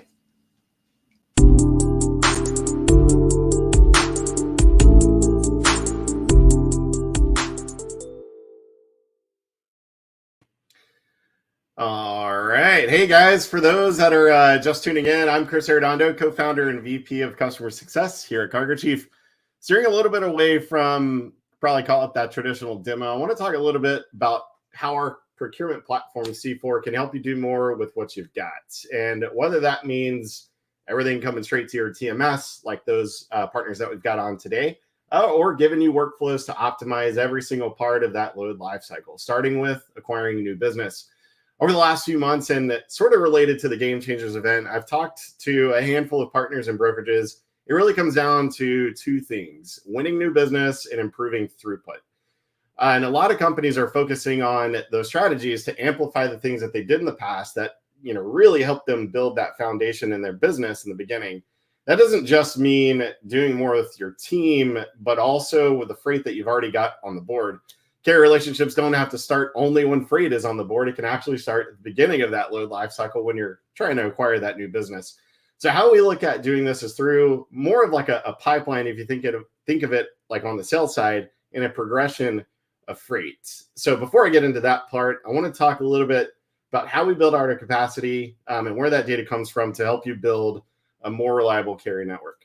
So here on my screen, I've got sort of our interface. And again, a lot of our TMS partners, this data will come right to you.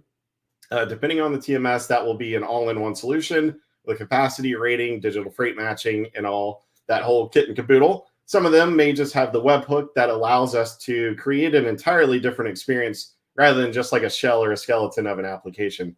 So here at this part, what I'm going to talk about first is the capacity list. A lot of people traditionally, what they'll have is either in their head, in a spreadsheet, their carrier book of business, or a shared Teams drive that somebody's looking at to add different procurement life cycles, or maybe they're writing that stuff down on a sticky note.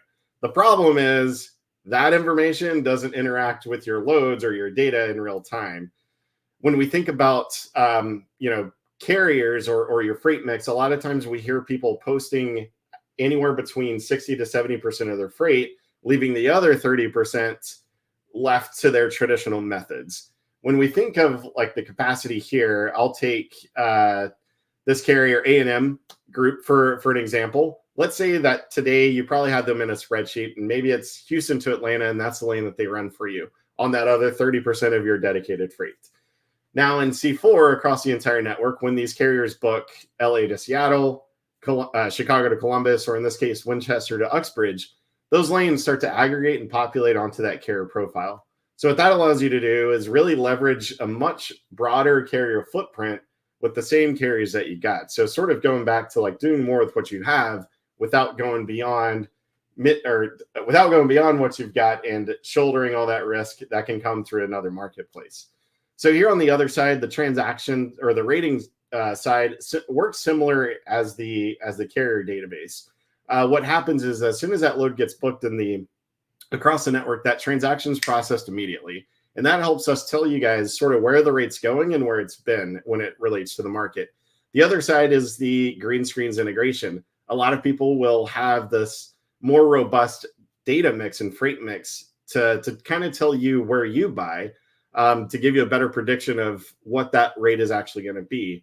So with the Greenscreens integration, you can actually sort of look at market versus your buying power to help you make that better decision. It's a little bit about where our data comes from. To start on the pipeline progression of freight, we've got sort of your traditional digital freight matching. You can call that like your spot freight. What we like to do is start a little before that with opportunities. What we usually do is use our feature called projects, and that's really where you can come in, acquire that new business, sort of commoditize capacity, and go serve that up with a tangible rate and capacity to your shippers to go actually win that new business. In C4, there's a couple ways that you can build a project, but generally what you can do is run a search, click this new project button. Different types of projects with the procurement side will populate your origin, destination, trailer type. You can come in and add your different customer name that will be fed right from your TMS. The volume, if it's like twice a week or 5 times a month or whatever it is, then you can actually use some rating calculations using both C4 or Greenscreens rate. You can figure out where your max buy should actually be when you are trying to procure carriers and find that next relationship to go actually win that freight. Skipping across this, you can do a couple things like add some notes, even assign this project to somebody. If you're on the customer rep side, you can assign this to somebody on the ops team. When you actually have a project, working through it is pretty simple. A few ways you can drag and drop some carriers over to those projects, or you can actually click into the project and move your pipeline of carriers across to either recommended, engaged, or procured tab. That really helps you stay organized and in a way that's interacting with your data rather than you just having your spreadsheets, sharing information in some decentralized location that isn't actually updating in real time. So different ways to build out projects. The next way that we look at a project is really that second step, your digital freight matching, your spot freight, all that 60-70% of loads that go to load boards, those can actually start to be pushed out to your network that match our database. Once we identify through scorecards which lanes that are, maybe need some improvement, that where we can work on your load to carrier ratios, we'll actually start to make recommendations to the second, or rather the third group of freight called project waterfalls. And what that helps us do is say we've already got, this lane Davenport to Ohio, roughly a 1-to-1 carrier ratio, where we can say, all right, we've got our set carriers, that's 40 carriers that we want to start to target a lot more strategically rather than just blasting this out to everybody. So what we'll do is actually build out a project and call it waterfall tendering. To skip sort of what that would look like, coming over to one that's already sort of been created, you can group your carriers in priority, where once your load becomes available, it'll check against your projects. In that first group, if you want to identify those top 3, that load will go out to those carriers. 10 minutes later, go out to the second group, and so on and so forth. The last part of that progression is your dedicated projects, where once you have that handshake contract carrier, that's where we sort of position book now for those carriers. So that way you can start to give that carrier that first right of refusal to start booking loads a lot more efficiently. And the theme of a lot of the conversations today is that task overload. So we can sort of automate a lot of that stuff for you and drive efficiency. So in a nutshell, that's C4. If anyone wants to hear more about it, stick around and we'll be around and reach out to us.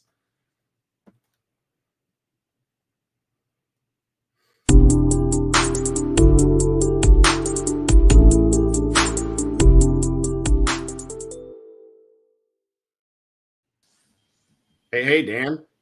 Hey there. Awesome job there, man. That was like just listening to the stats. I was sharing with somebody earlier, I think it was last week, about some of you mentioned like 7 to 10% of those loads or so that like don't, that people are quoting, or rather, which means 90% of the loads people aren't quoting. Did I get that right? Yes. Basically, they just miss because of the whirlwind of life. Yeah, exactly. And Joel, your team there at McLeod, I think it was Carrie and Whitney. They had me getting hungry over here talking about burritos and guacamole, and I was like, man, I'm starving over here. That's right up my alley for that stuff. So shout out to Blaze for winning that big ping pong game.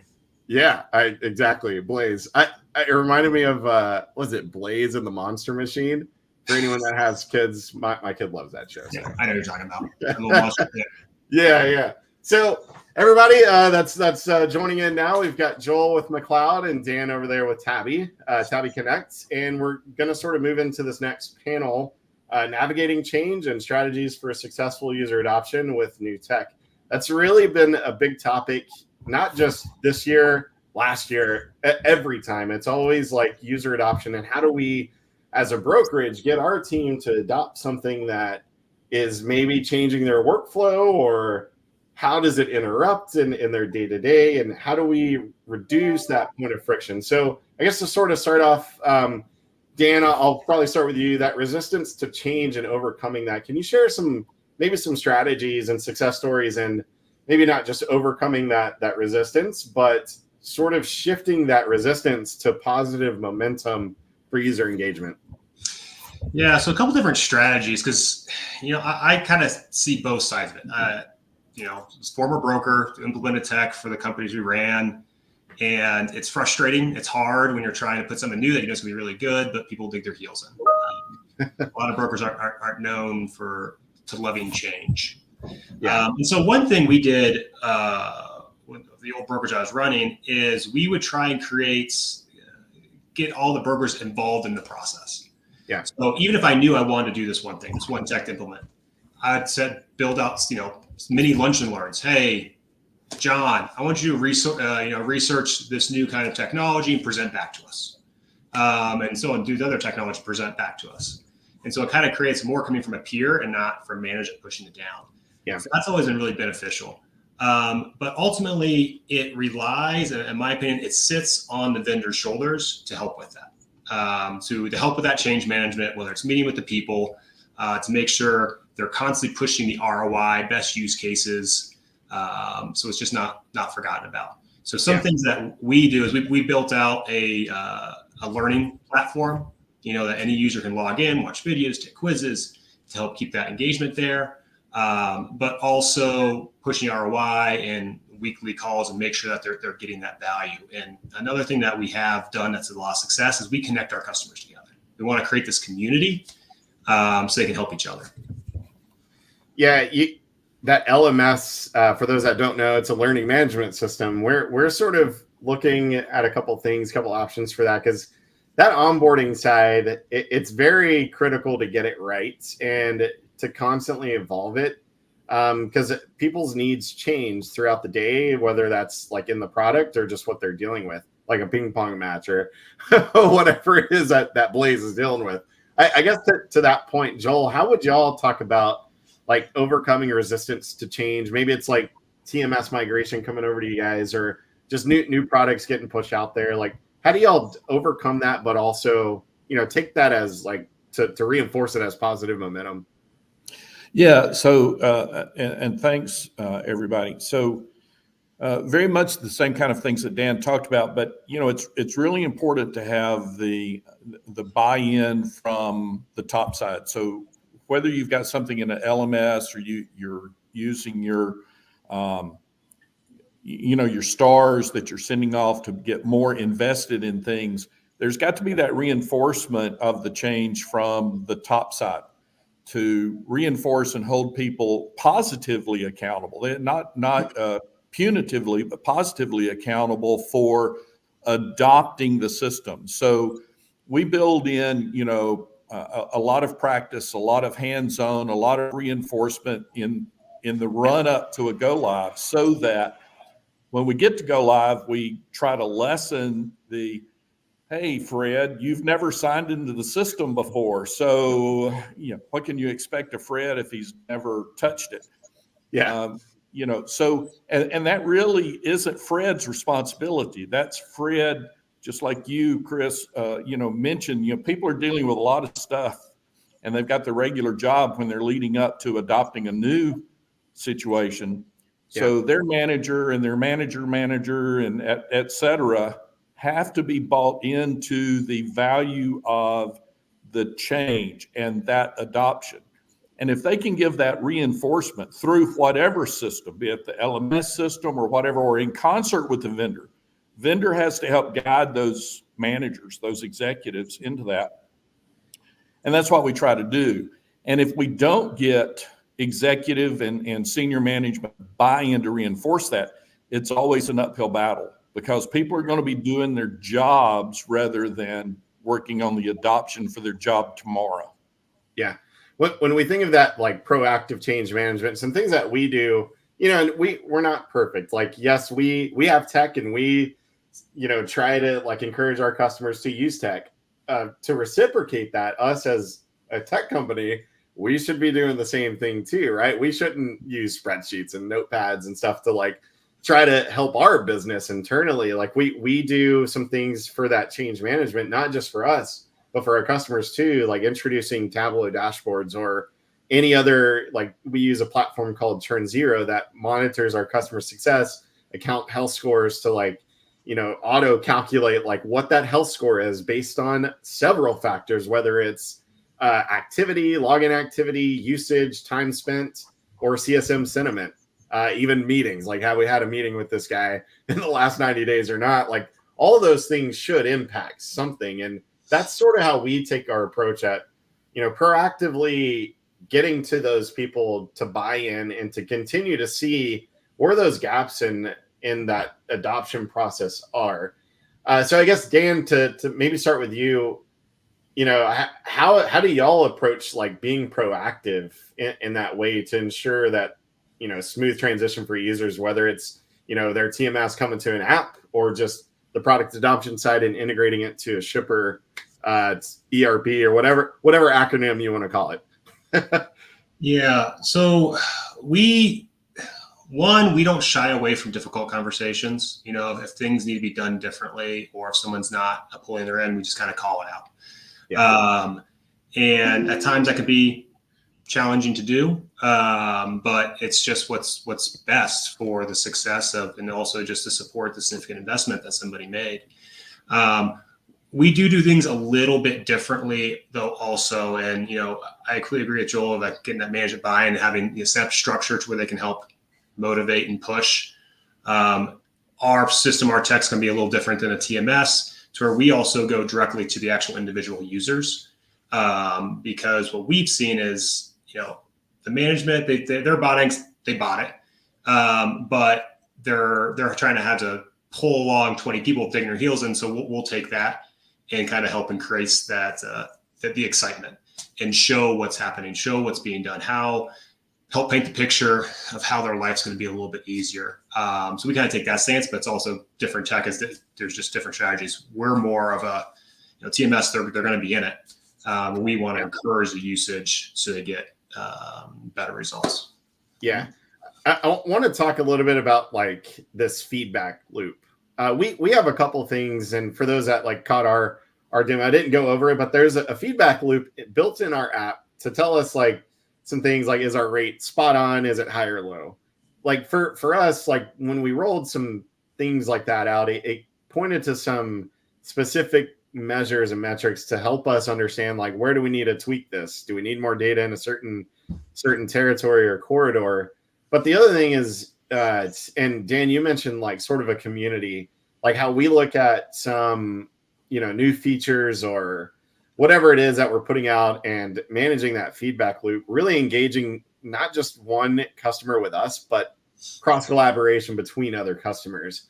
I guess, and a little bit, we'll probably talk about like user excitement, but that McLeod user conference is very helpful for a lot of people to talk and collaborate about different features or inputs that McLeod can be doing to help a workflow process or anything. I guess, Joel, to ask you, like, how do y'all manage that feedback loop, and how do you ensure that it's not just like a product that gets pushed out and no one clicks that big red button? Well, we hope that we manage it. I'll put it that way. We try. As you say, the user conference is the huge event of the year. And we try to carry that same theme on with other contacts through the year, both from a product development group, but also from the operations groups that support our customers, and have those dialogues that are ongoing. Even part of our support structure is involved with that dialogue ongoing in terms of, something that a customer may be struggling with or not understanding properly, and how do we help them? And we're building out some things similar to what you've talked about, Chris, in terms of a proactive sense that we can actually go and address customers, users more proactively when we see traits within how we see the system operating. It is a big system, but that constant communication loop is where we try to get that feedback through a lot of different methods in order to then act upon it in such a way that it affects the right customers. Yeah. Dan, you guys have that, you sort of showed a little bit about those new opportunities, and what we've talked about in one of the other panels was that's like where it starts in that load life cycle, is acquiring that new business and that opportunity.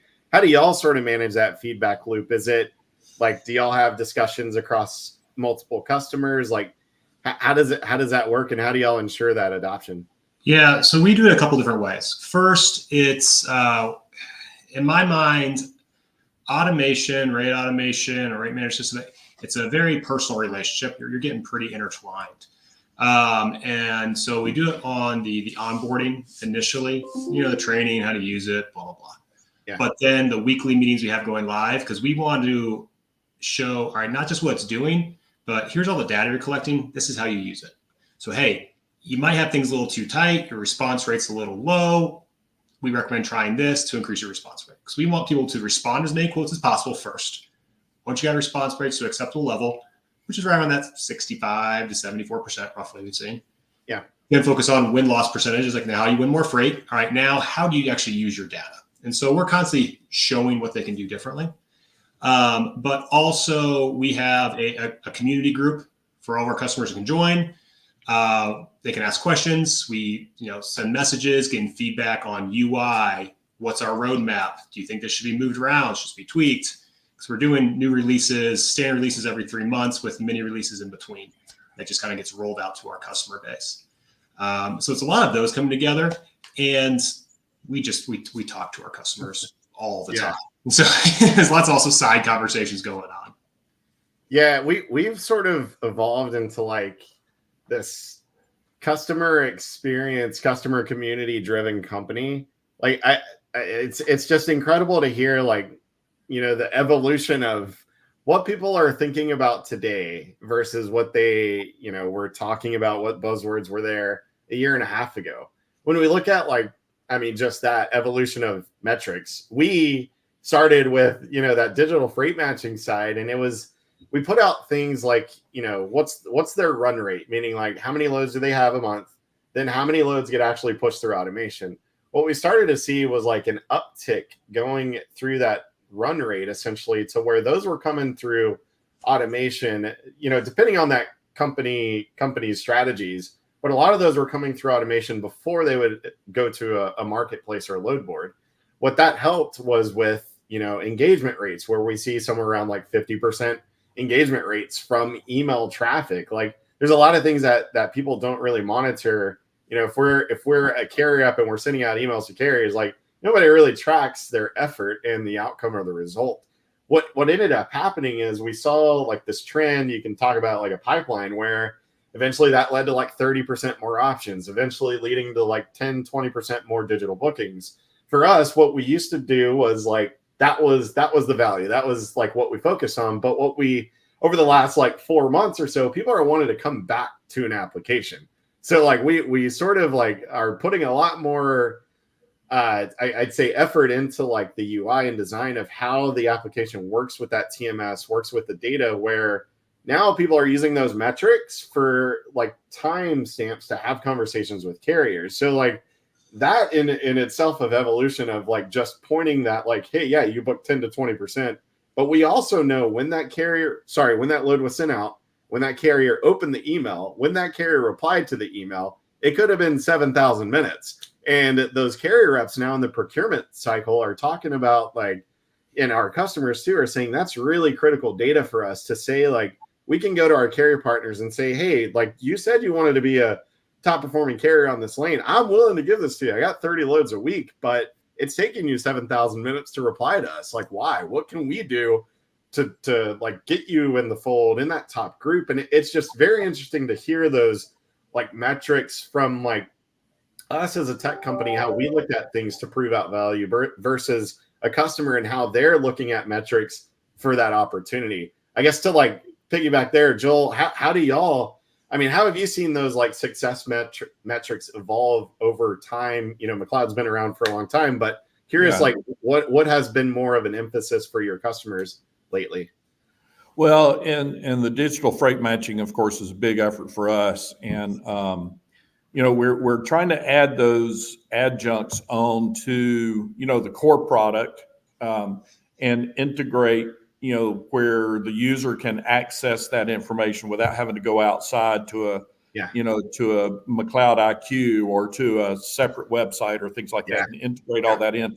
Because you're exactly right. All of that data is being collected and aggregated and is available. It's then just taking and helping people understand how to use that. I thought your example was very good there. We have a change management issue on our side that as we roll new stuff, as we integrate with new partners along the way, like yourself with new features and functionality, we have a staff we have to train to be able to go train our customers and to support our customers. So we get kind of a double whammy there in that, chicken and egg. But the data, the time that we're living in right now, I mean, I got a little bit of a few years on you guys. The difference that I'm being able to be excited about here in the twilight of my professional career in seeing data accelerating. I mean, in the last, 10 years, I've seen it, just be an exponential increase in the availability of data that's useful for actionable information for people to take and very quickly respond, very quickly make things. And that's the nature of why companies need to be ready to change and to adopt things along the way, and building a culture of change within, it's not just, I mean, for us, it's a big event in a company's history to change a TMS or to even upgrade a TMS. But if they build a sustainable culture of change, then the things like you're talking about and the use of data, and as more data and as more proactive information comes on board, being able to use that in the day-to-day work, it's a real key for, increasing market share, increasing profit margins all the way. Yeah, Dan, it's, sort of what Joel was saying, like sustaining that excitement across not just like, the leadership team at a brokerage, but also the end user. I think there's a lot of overlooked opportunity when it comes to that end user. Like I was visiting a customer last week, just seeing what somebody does, like when they're actually doing something. Like in McLeod, a big thing is like tabs and enters. For our application, we should reciprocate that and make it as easy as if they aren't leaving their TMS, to make it sort of like, an easy transition for them. when we talk like that evolution of metrics, can you comment on anything like when, what people were looking at, let's just say like a year and a half ago, what they were focusing on as far as like, is this working? But then how do you like relate that to like sustain excitement and to continue to like improve those feature updates or enthusiasm? Yeah. So, getting the initial excitement's easy. It's something new, something sexy, something fun. We do sit in a fortunate situation. Tabi does that. We can see a lot of data and it's relatively clean, like before, after. One customer, like, hey, broker, the guy sitting next to you before using Tabi, he was doing 50 loads a week at this shipper. And now he's doing 150. Like, that's easy. It's just going to affect their paycheck. Yeah. But as it continues on, their load counts are increased, it's going to keep increasing. So now we have to get excited with, what to dig into the data that they're not quoting. Like that's probably more important than what they actually are quoting, because how do they start expanding their network further? How do they take it those next couple of leaps? My opinion, it sits on us to do that, but it's something that you're constantly working out, just other little things to create, just to streamline events. And also put a lot of focus on true product enhancements. What's next coming, not just some new buttons, but to constantly be pushing the envelope and growing as fast as you can. Yeah. And Joel, I know, as we wrap this conversation up here, you guys build a lot of stuff there in-house. Like that McLeod IQ thing is pretty important for a lot of customers that use that and Power Broker. And I caught the web version. It was pretty slick. So I really liked it. How would you say, like, in a minute or so, like, how do you look at integrations to make sure that it improves that user experience and it doesn't detract or distract them from sort of what their mission is? Well, I'm not the right person to ask that. I don't think, because we actually have a group that's focused on that. And working with our integration partners, and we go through a vetting process, and we look at, we look at the value that it's going to present to the customer. What is the app? What is the thing? And does it actually provide value to the customer, which will return, value to us and our partner. And then, the whole integration question, there's a whole design area around that. And I think that will be changing for us because, as you saw with Power Broker Web, we're now moving into a new generation for our product. And just the very technology that sits behind that is going to drive more opportunity for that closer and closer integration for the end user. So that again, I think will be coming more than it is right now. Yeah, it's very exciting things that just this industry is looking at, and how people are thinking of different products. Like, for us, when we put something out, that helps create and spin new ideas for somebody, whether that's a process or a feature or improvement on what we've already got, or in how data talks to each other between a TMS. So the plug-in here for those people who are using McLeod or aren't and want to get a better experience, on a TMS, and like how McLeod like looks at these different things across collaboration with other customers. Check them out at that user conference. Where's that next one at, Joel? I don't remember. The next one is in Charlotte. There we go. Carolina. Make an East Coast trip out there. So yes. Sounds good. All right, y'all. We made it. Dan, Joel, thank you guys so much for your participation. Great conversation. For everybody else, stick around, catch our last block of the day to hear a little bit more from our other game changer partners, kicking off with Highway sharing their approach to fraud reduction and carrier identity. Next up, we're going to have bitfreighter's scaled approach to shipper integrations, concluding our day with workflows made easy by 3PL Systems. Hang tight.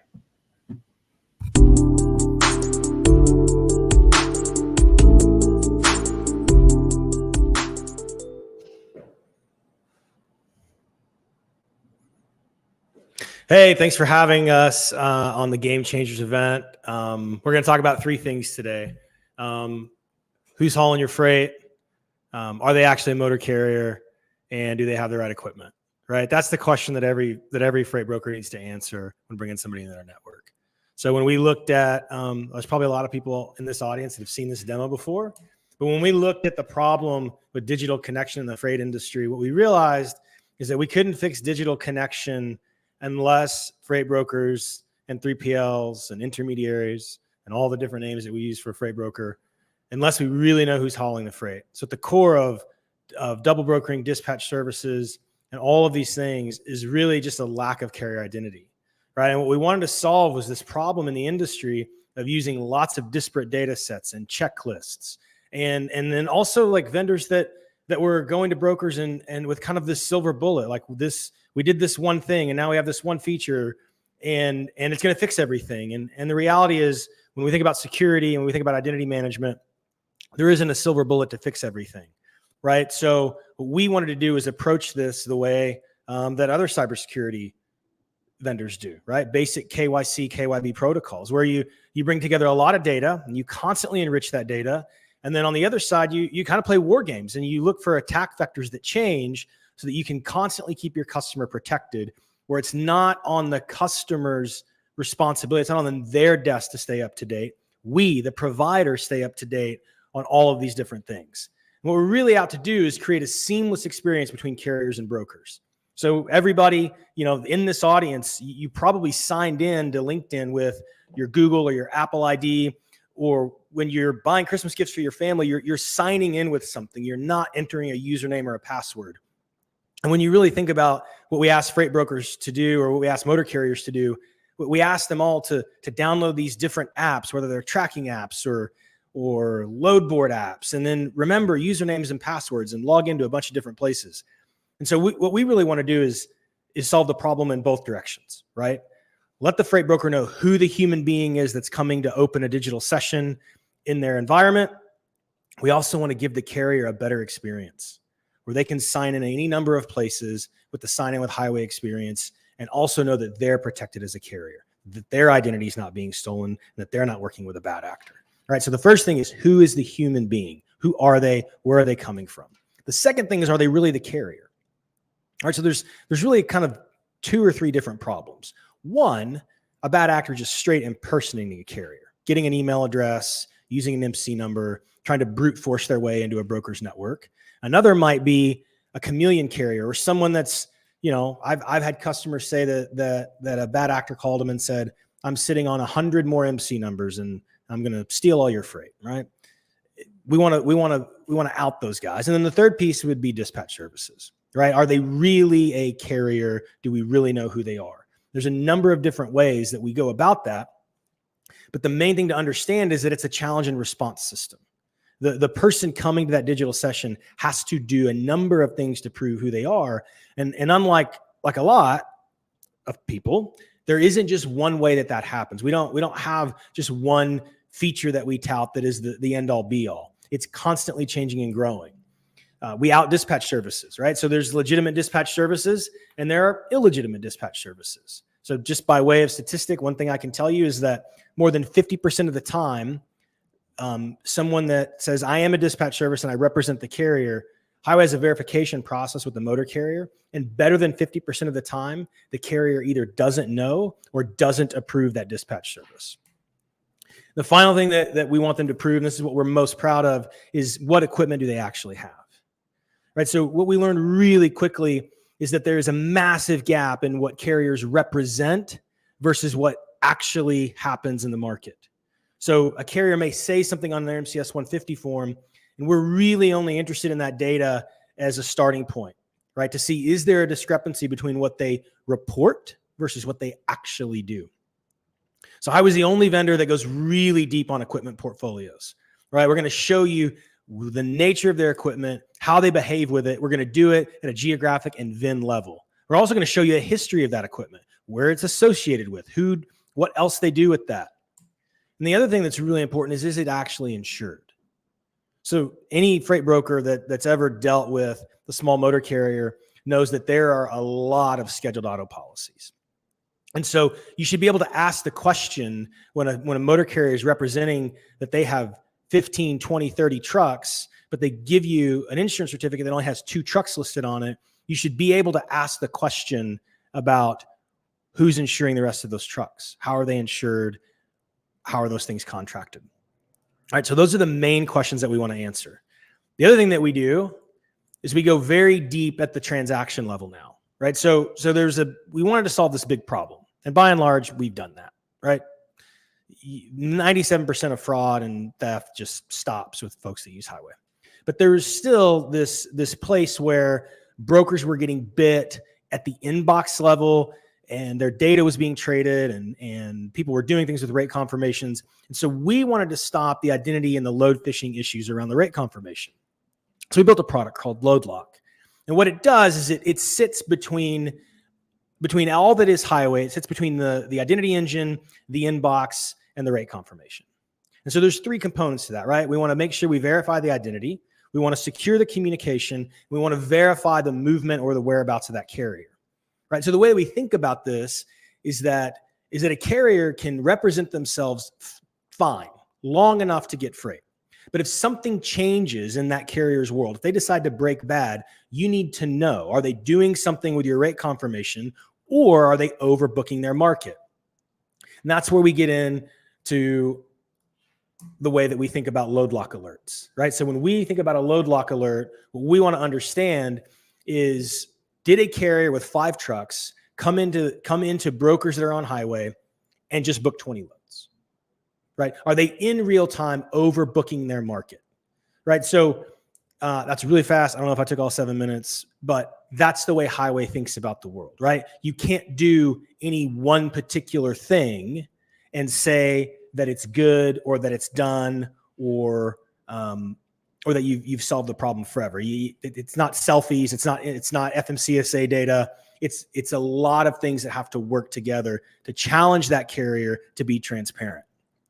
So what we're really interested in is not only getting rid of fraud, right, but also allowing carriers to work with brokers in a safer way.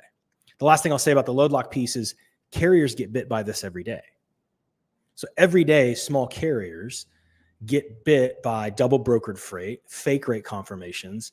And if you're a 2, 3, 4 truck carrier and that happens, like that's a truck payment that you miss.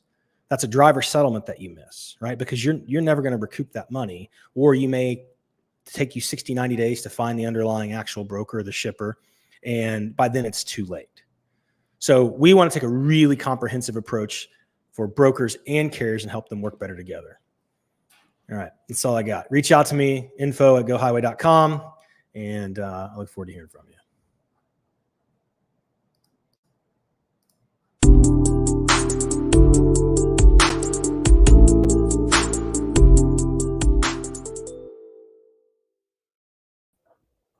Hey, I'm Brad Perling. I'm the CEO and co-founder of bitfreighter. I want to first thank the Game Changers, Cargo Chief, and Jesse and Chris for putting this on. And yeah, great job, Michael. Look forward to talking to you after this. But yeah, we're going to get started and tell you about bitfreighter, what we're doing and what's different. So what you know about EDI today, this is EDI 1.0. Transactional pricing, no support, no visibility. It's a black box. Yes, it solves your problem. It will build loads in your TMS and it will update your shipper's TMS. But let's talk about bitfreighter and how we're different. So we've taken EDI and quoting and put it under one platform. We are trailblazing a new category that logistics companies need in their tech stack. And I'm going to show you that today. So the freight integration platform, it allows you to connect to your shippers quicker, easier, and it does everything from quoting all the way through invoicing for your logistics providers. So we have essentially 2 products at bitfreighter, a live quote product and a managed EDI product. Under that managed EDI product, we are applying automation so that what you're paying for, instead of just paying for EDI, you're also getting value added automation with your integrations with your shipper. So let's jump into it. So we are trailblazing a new category. There's 7 essential tech stack items a broker has to have. You have to have your TMS. You have to have your CRM. You have to have your safety tool, your carrier vetting tool like a highway. you have to have your capacity tool, and you have to have your tracking tools, your marketplace load boards. So where does bitfreighter come in? We help you connect with your customers. We are a freight integration platform that will allow you to scale your relationships with your shippers. So what we're doing is completing the life cycle of a load, from automated quoting to incoming tender automation to awards management, one through live quote, through contract lane acceptance at the lane level, status updates and tracking, and invoicing, all done in one platform. So here's the problem. You need to increase your shipper scorecards, and your shippers are increasingly looking at how they can improve the scorecards with their logistics providers. Most of the metrics flow through your EDI or integrations provider, and so we can help you increase those metrics. Without bitfreighter, there's no API marketplace. There's missed opportunities. No idea when you win loads. Low primary tender acceptance. Unaware of market conditions when you're accepting freight. No real-time updates, lack of connection. Lack of tracking. No super track with Turbo. And I'll talk a little bit more about that. And then no invoicing. So what you can do with bitfreighter, we solve a major problem. And what we're doing is allowing you to increase your shipper scorecard metrics. Let's get into how we solve that and what that solution looks like. The API marketplace quoting, we are going to increase your quoting through spot activity. We can actually take it from a typical 5 to 10% quoting to 85 to 90% automated quoting across all of your shippers. Quote all spot opportunities. And so those are two different things. The API marketplace, you have to have an API. Spot opportunities are your spot board wins. And then winning real-time loads. So when you win freight with automated quoting, a lot of the other quoting platforms can't tell you when you're winning loads. We can show you that. Accept all primary loads with contract lane automation, see market pricing on tender page, track and update all shipment activity, and then super track, invoice all loads in seconds. So quoting, what we're doing here is we're allowing you to quote everything with an automated quoting strategy. We are increasing those quotes. So like I said earlier, you're seeing maybe 5 to 10% across all of your quoting opportunities. We can increase it to 95% and quote everything under 1 second. So your automated quoting strategy includes your truck price, your capacity, and your rules. And all of that is predefined so that you can look at those for 5 to 10 minutes a day and then let the system go do the work, and you'll never miss an opportunity again. Tendering contract lane automation paired with Greenscreens pricing in your TMS. So we can actually give you the ability to understand what the market is and understand if it's a contracted lane, if it's a primary lane in bitfreighter or in your TMS. Through our EDI integrations and through our API integrations, we can push the Greenscreens price through the 204 into your TMS as you're accepting loads. And this is some of the automation that we have so that you can build out contract lane automation in your TMS. Updates. So this is a new feature we actually have with Turbo. We released it a couple weeks ago, but we're helping our customers increase their super track percentages with fork heights, P44, macro point. And what that means is that you're being graded on how often you send those ping updates. We can turn on a feature that allows the system to send those ping updates every 15 minutes so that you have a better super track score. Invoicing, you can directly invoice your customers from your TMS or from bitfreighter. And you can have all of your invoicing done in seconds. We are your integration partner. When you look to scale with your shippers, you need three things. You need a single point of contact that understands your business. You need to know that it's going to always be unlimited messaging and there's no surprises.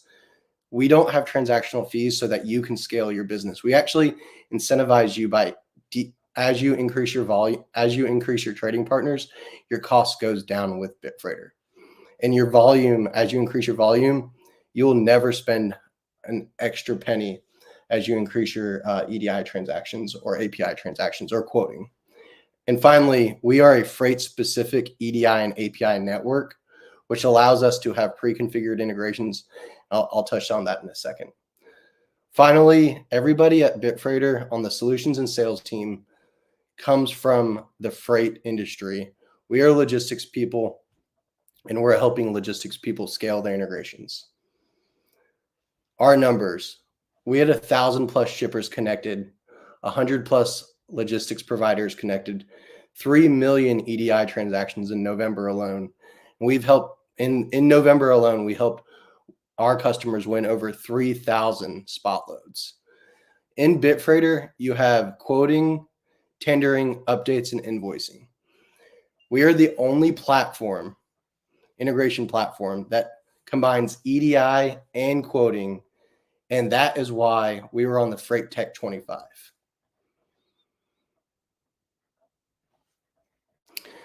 Thank you, and if you're interested in scheduling a little demo with our team, you can reach out to me or Dave or Hannah or anybody on our sales team. Would love to set up a demo.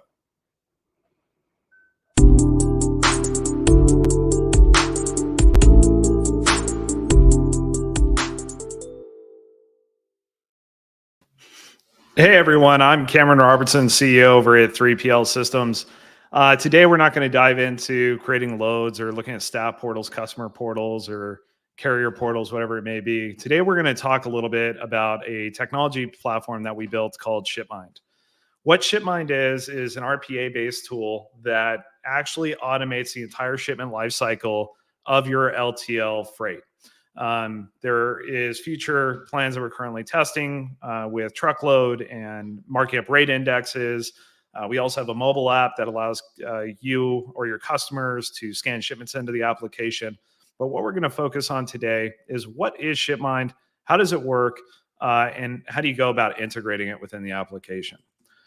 So what I'm doing right now is actually going to a customer profile. In this case, we're going to go to Disney Anaheim. And on the right-hand side, you're going to see ShipMind config. And what ShipMind config allows you to do is dictate to our engine what is required for you as your business to automate your freight. In this case, as you can see, what I've configured here is the shipper name, addresses, everything that is green or highlighted is required to automate freight. It's a super simple interface to work with. So whether you turn it on or turn it off, it's just a click of a button. You can select the modes that you want to implement this for. So we do have a lot of clients that have assets where they're creating their own rate indexes for their assets and they're running ShipMind with it. So you can choose, I want to run into this for LTL, I want to run it for intermodal, I want to run it for truckload, drayage, whatever it may be. You can enable that directly on the interface. Down below, well, once we get to the commodity information, similar to what we did above, you're able to turn on or off what is required for ShipMind to work. And then below that are the individual steps. So how does ShipMind actually work? If I want to turn certain things off or on, how do I control that on a per client basis? So say I wanted to just enable electronic dispatching to carriers and everything else I want to handle manually in-house. I'm able to do that by a click of a button, turning rating off, tracking off delivery, and invoicing. Or if I want to turn everything on, it's rather simple.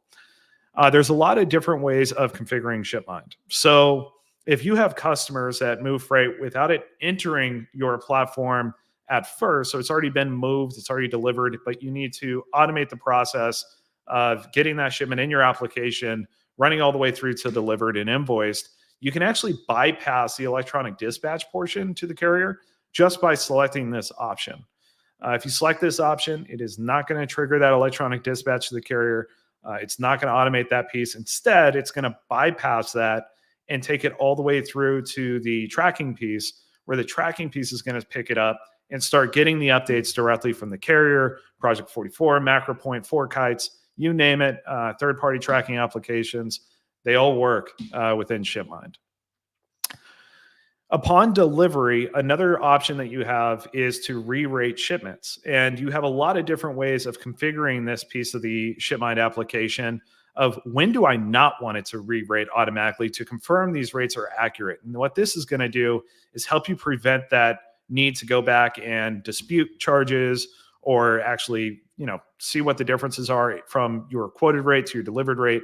So there's a lot of different ways for you to enable or disable the auto re-rating feature upon delivery. It's also something that you don't have to use at all. It's just an option within the application. Same thing with invoicing. There are a lot of different ways to auto invoice your customers and also inbound, accounts payable. There are ways to automate that directly with Triumph or other third-party applications. I handle that for you. But technically speaking, with this application, you're able to move shipments from start to finish, from shipment creation to delivered, invoiced, without ever touching the application. Down below are just different configuration options that allow you to select how the rates are going to be handled. Do you want every load for a customer to run through ShipMind so you're only managing exceptions of those loads? And is the configuration actually enabled or disabled? So if you want to disable ShipMind altogether for a customer, that's really easy to do with the flag. So what does this look like? So once this is actually running inside of the application, your staff is no longer spending their time in the tiles managing dispatching, tracking updates, things of that nature. Instead, what your team is actually focused on are these queues where it shows failed to cover or failed to dispatch, failed to pick up.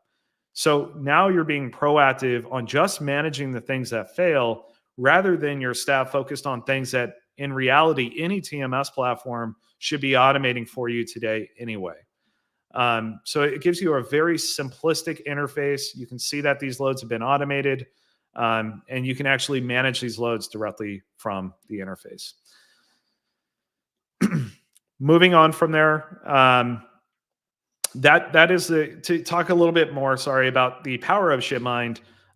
We have clients that are running up to over 3,000 loads fully automated every single day without them actually having to touch any of those loads manually outside of where they fail. And that, again, includes shipment creation, rating, dispatching, tracking, invoicing, and then going into the system after the fact to make sure that all of that is successful. So it does free up a lot of your time. It allows you to repurpose a lot of your FTEs, your full-time employees, onto other revenue-generating tasks rather than, again, handling that mundane work that no one has a good time handling anyway. Separate from that, one of the other quick things that I just want to highlight before we jump out of the demo is Power BI. So this is a really powerful tool. So anyone in our industry that is not applying business intelligence within their organizations, we as an organization highly recommend Power BI. It's a cheap way to provide very detailed reports directly in your application. So us as a TMS provider, we're not trying to veil ourselves as we're a huge BI tool, because in reality, no TMS is able to really produce what Microsoft and Tableau and others have done. Instead, we partner with Power BI where you can create these very custom interfaces that are interacting. You can actually interact with them directly in the interface without ever leaving the application. And the beauty of the Power BI integration within our application is you can do it for your carriers, your customers, your staff, and it's based on logins. So you can actually choose which one of the logins for a specific customer, say it's the shipping manager, you can create a Power BI report specific to them, or it's the operations team or accounting team separate from the shipping manager. You can actually design and implement these reports on the fly and show it directly in the interface. So for example, this customer profile, Disney Anaheim, if I scroll down, you'll see Power BI directly integrated. So when that customer logs in, whoever has access to it, they can view that. And just like ShipMind, everything we build is super easy to integrate with. So for Power BI, you take that hyperlink, not the embedded tool, but the actual hyperlink of your Power BI report. You select which page you want to implement that on, whether it's your customer carrier or your staff dashboards. Enter that link, select the members that can have access to it, hit save, and it is fully integrated. To find out more about 3PL systems, if you want to learn more about the other automation tools that we've built, whether that be the case management tool that we've had for a very long time or other things within the application, reach out to us, 3plsystems.com, or give us a call, 800-965-8205. We'd be happy to do a deep dive demo with you. Thank you.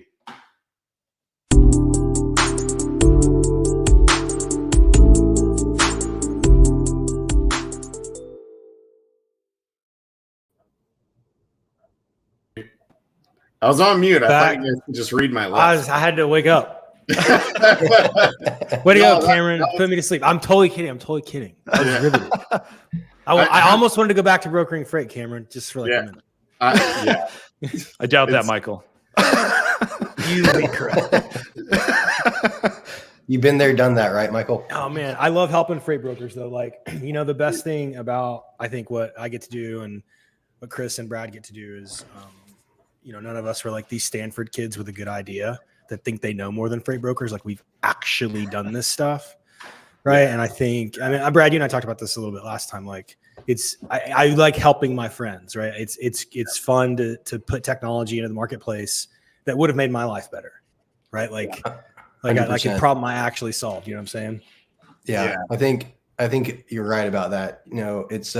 It's pretty fulfilling being able to take an idea and go and help people that might not have the resources on staff, and really help solve a problem something that they're truly dealing with. So I think that's for all of these companies, I think that's really helping drive the purpose of your employees too. So you wake up every day and get excited to go help people. Yeah, I don't know. I'm gonna hang my hat on my small college university out of East Texas, population of like 15,000 at Stephen F. Austin State University. But just SFA. Yeah, there we go, man. Come on, the Axum Jacks. But no, that's a great part to this first step here that we're talking about. Reliable connectivity, building that future-proof brokerage tech stack. And it's incredible to see how y'all have evolved, just over the years and how y'all position yourselves as a company, but also taking this first thing, customer-centric approach.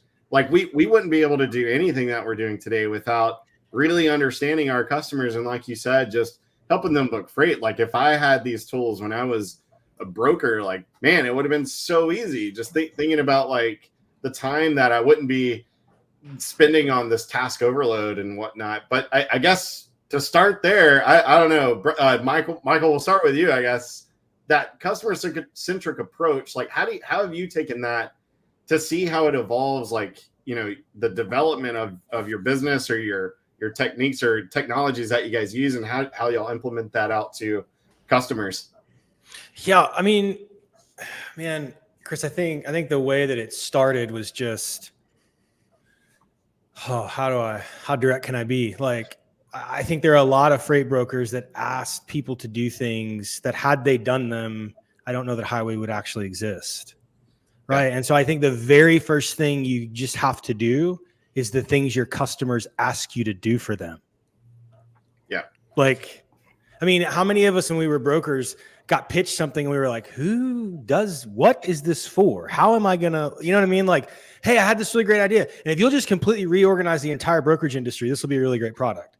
It's like, no, like, so what we try to think about is like listening, responding, and just meeting our customers where they want to be, right? Like not going in and saying, hey, if you'll just do this thing the way we tell you, your life will be better. Like you have to meet, when you're thinking about a user story, like Cameron, you've probably done this a lot. Like you've got to meet people where they want to be. They've got to want to adopt it. And so that's how we think about time to value, right? The way that we give really fast time to value is just building things people want to use because they asked us to build it. And we try to have really short release cycles and show a lot of responsiveness in our product to that end. Yeah. Cameron, I guess to start there, as a TMS, like y'all have evolved. as a TMS, you've got to sort of handle a lot of different lights on a freight mix, and what a broker is going to book: dray, LTL, partials, full truckload, whatever it is. Like, how have y'all sort of taken that like customer centric approach to roll some of those things out, and how has it evolved? Sort of what y'all have done. Sure. So there's a lot of different things that we do. Me as a technologist, I realize I'm not the freight broker. So what I've personally done over the years, especially in my earlier years, is fly out directly to these freight brokers and actually sit with them, learn how they're utilizing systems and where they're struggling and things they're running up against. Because I'm not going to act like I know the best way of running a freight brokerage. I'm going to rely on our clients. And so that's one thing that we do. But another thing that we do as an organization that's had a massive impact for us, and I think is a huge differentiator for us, is that we're okay with putting the good, the bad, and ugly out there. We're not like, oh, let's have an offline conversation and let's try to work this out directly with the person that has the issue. We're actually the opposite. We have something that we built called Heads Together, which actually brings a majority of our clients virtually or even in person, like we did in Manhattan Beach this year, where we have a honest discussion. What are the issues you're running up against, or where are we lacking as a technology firm to help you grow? And so the power of that is, instead of having a one-on-one with a client, we now have a 1 on 100 with 100 clients, where you have an open discussion. Hey, this is where I'm having a massive issue. And then it helps you identify what's the best way to solve this problem that maybe the other 99 didn't bring up. And actually introduce something that works for everyone.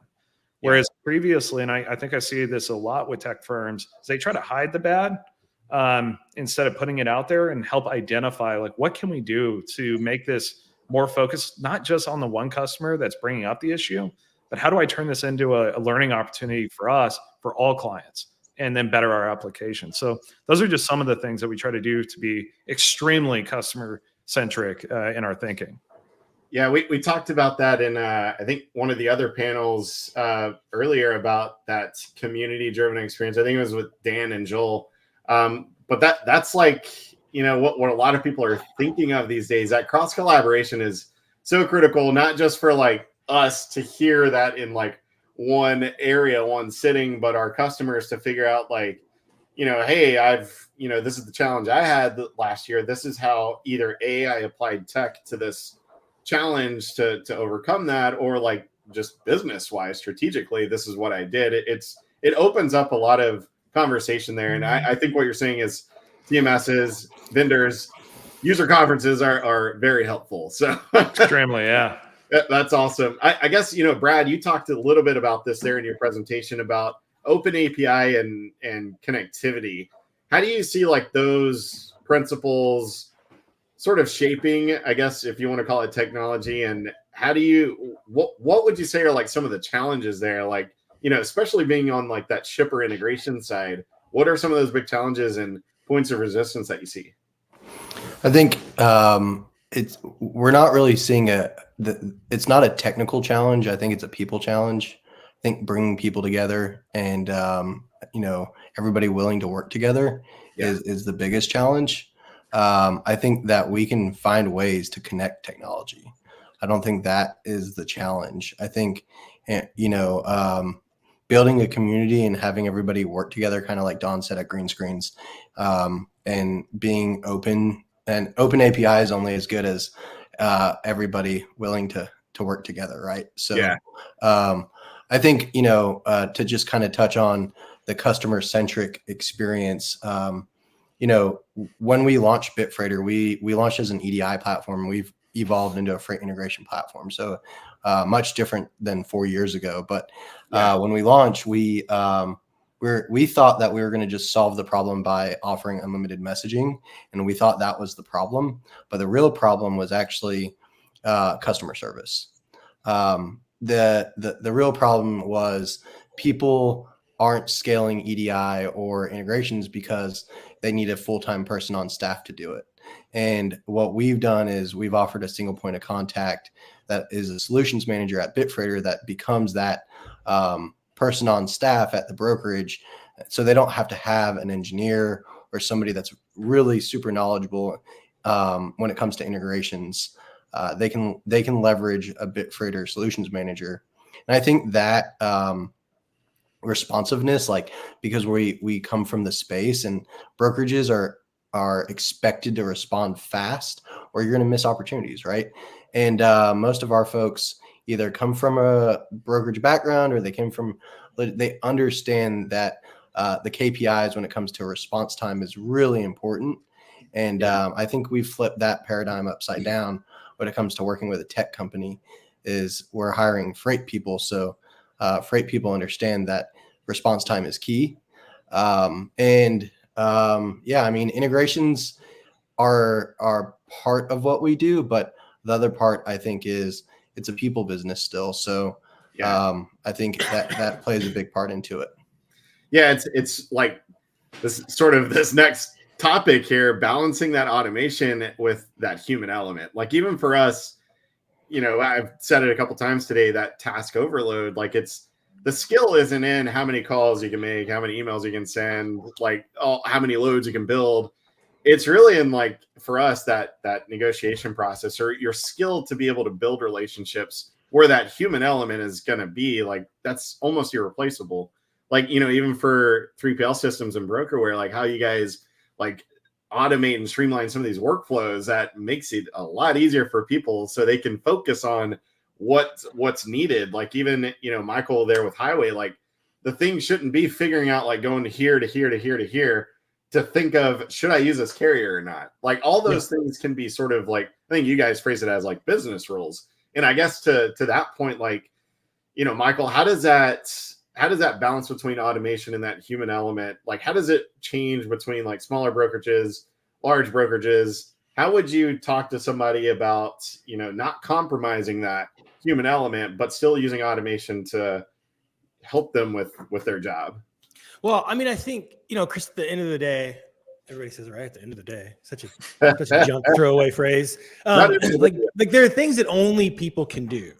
So let's just think about the way freight brokers talk to motor carriers, right? Like, you actually want to talk to carriers. Like they still want to have a relationship with you. Like, they still want to be able to reach a human being and have a conversation with them about the fact that their unloading is being delayed, or their turbo went out, or they got to find road. Like, there are human to human things that you can't get away from. That's why we really double down on this connectivity piece, right? Because if we can take that away from the freight broker, that I have to look at 4 websites, I have to, phone a friend, check a news group, check an email group, and, like, check a phone number. Like, we're going to do all that, right? I want a freight broker to be able to pick up the phone and talk to a carrier and not have to worry. Like, just have that kind of, like, that kind of that relief, right? And if we can do that, you can actually work with less carriers and do more with them.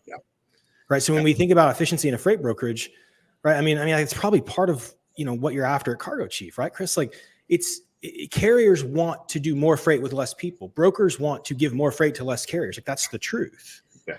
Right. And so if we can help them do that, then relationally they're better, right? There's less tension. So when we think about automation, what you really are after is trust, right? Like a lot of people have kind of been on my trust bandwagon, but we started talking about this months ago, which is the core issue when you're trying to automate something is, do I trust the vendor? Do I trust the data? Right? When it comes to brokers and carriers, like, do I trust the carrier? For the carrier, it's, do I trust the broker? And when you don't have trust, you pay trust taxes. You slow things down. You ask additional questions. You double check things, right? Yeah. When trust is high, you get trust dividends. You get to go faster. So a lot of what happens around automation is, like, let me take the things that I trust, or the vendors that I trust. Let me grab a 3PL systems, a bitfreighter, a highway, whatever the tech stack is. Let me put these people together that I trust, right? To automate these things, so I don't have to worry about it. I can have peace of mind, and I can just, like, reduce the cognitive load. Yeah. Right. So when I think about automation, the other thing I think about, cognitive load, right, is it's expensive to train people. Like, and you don't, like, the part of the value chain where we sit, you don't want to have to train cradle grave brokers, carrier reps, account managers, however you're structured, to also be, like, fraud investigators. Like, it's just a lot of load, right? Yeah. Last thing I'll say about automation is, I think if you're a tech company, you can't try to play Lord of the Rings, one ring to rule them all, right? Like I do everything. No, you don't. Anybody that says that, no, they don't. They don't do everything. And part of the customer centric approach is like if you're a tech vendor, like you have to be easy to work with. Like I want Cameron's team to love working with our technical department. Like when you think about like people just say API, Chris, you just say that word. I don't even know what it means. Something. CNN, NFL, sure. What? No. Yeah, NFL, API, EDI, just words, right? But I know that thing has to be architected in a way where when the customer isn't looking and my group is working with Cameron's group, they don't like get off of a Zoom call and go, God, those highway people are idiots. Right? Like his team needs to love working with us. Be like, man, they develop really well. They're really easy to talk to. We can write to their APIs. It's an easy thing to integrate to. Yeah. Right? We want our partners to be motivated to work with us because we're easy to work with. That provides value to the customer. I think that's a common theme across the game changers and freight that we've seen today is that everybody seems to be, I think the tech companies that are willing to work with others are the ones that are going to win. Yep. And the ones that are focused in on their core problem, not trying to do everything, are going to win. And I think that is kind of where and why you had these certain tech providers on the game changers, because those are the ones that are actually willing to work together to solve the bigger problem. Yeah, it's more like exactly that, but also even from the, we talk to prospects, to companies, brokers across any conference, and like they're craving more partners that do stuff together. Like they see it too. I think, it's no secret when somebody comes to us, like I hope they shopped around. I hope they at least looked at like some other alternatives. Like, I mean, Michael, you talked about opportunity costs and like how much does it cost for somebody to go do something else? Like that's how a lot of people are thinking of things, but also like how can we bring all this together to like mitigate risk, reduce that cost and what it's going to actually cost us to go do something different. That's a great point, Brad. I think Cameron, for this topic, like future proofing our tech stack, like all of us together, like how do y'all make sure that somebody is, or that you guys are creating that environment of adaptability for somebody across integrations, or just what y'all do to make sure that somebody is, I'd probably call it protecting their investment in whatever their, not just money, but time. Yeah, so there's a few things that we do. One, we do look at partners, not just at what are they building, what are they solving. Like when we integrate with Highway, Michael's company, we looked at their tech stack and it was almost immediately apparent to us, these people actually care about what they're building, and what they're doing actually solves a core issue that we're running up against in our industry. And so immediately that caught our eye, and then clients came to us asking about them. And that's really what drives us to integrate with people. But I think it's really important. There was something that was just said about companies that are trying to solve everything. Those companies are not going to last in the long run. You have to focus on what you're good at. Not, hey, I have some extra money I can invest in building what Highway did or bitfreighter did. It's rely on best in class, integrate together, have people focus on what they're really good at. And if we're talking about future proofing and for a freight brokerage that is growing significantly, you're not going to want to put all your eggs in one basket to handle, every aspect of your business with just one TMS. For us, that's how we look at it as a TMS. We know Highway's great at what they do. We know bitfreighter's great at what they do. We know you're great at what you do at Cargo Chief. And so we want to partner with people like that. And I think ultimately, even competitors are going to have to look at partnerships in order for this industry to keep going at the rate we want to go at. So, I think it's really important to focus on what you're good at as a tech provider and stay in that lane. Yeah, you said you don't want to put all your eggs in one basket. Chris, earlier, our keynote speaker, said cost of eggs have gone up, so you definitely don't want to do that. Yeah, they have. Yeah. So a quick last 30 seconds. Love to hear from each of you guys. Like, how do y'all, think of collaboration and building out your ecosystem of not just customers, but your partnerships to help everything together? I guess, Brad, if you want to take that 30 seconds. For sure. So we're 100% customer driven. So when we look to collaborate, we're really listening to our customers about what they want. And when customers come to us and they're looking to incorporate green screens or the next pricing engine, that's really where the collaboration piece comes from, is listening to our customers and then saying yes. It's typically yes, we'll get it done, because we are looking to add those integrations based on where our customers are essentially driving our product. Yeah. Michael, sorry. Yeah, man. Mike, I don't know why. It's fine. It's fine. So I think it's a good question. Like a lot like what Brad said. I think my partnership backlog has 65 vendors on it. Right? People that want to work with Highway. And so just like what Brad said, we're going to prioritize that based on what customers need. And then also sometimes like the vendors that are, I don't want to say easiest to work with, but the most collaborative. So I think this is just needs to be said. An integration isn't a solution. A feature isn't a solution. Right. So when we look at integrating with someone, we have to work with a partner where we say, hey, what is it the broker is actually trying to get out of this integration? Right? To just pop up a portal page and have a bunch of logos and say you're integrated, it's ridiculous, right? Like we do things a little bit different. Can the TMS, the pricing, the capacity vendor, can they trade the data? Can the integration actually become the solution that the broker is asking for? Not just to say we're integrated, not just passing data onto a screen, right? I think that's really important. There's integrations and then there's like solutions. Does the integration produce a solution that directly impacts the customer's business and has real time to value? And that's kind of our evaluation criteria. Yeah, it's when people will ask like, are you integrated with so-and-so? Well, yes, of course. But like, what are you really looking for?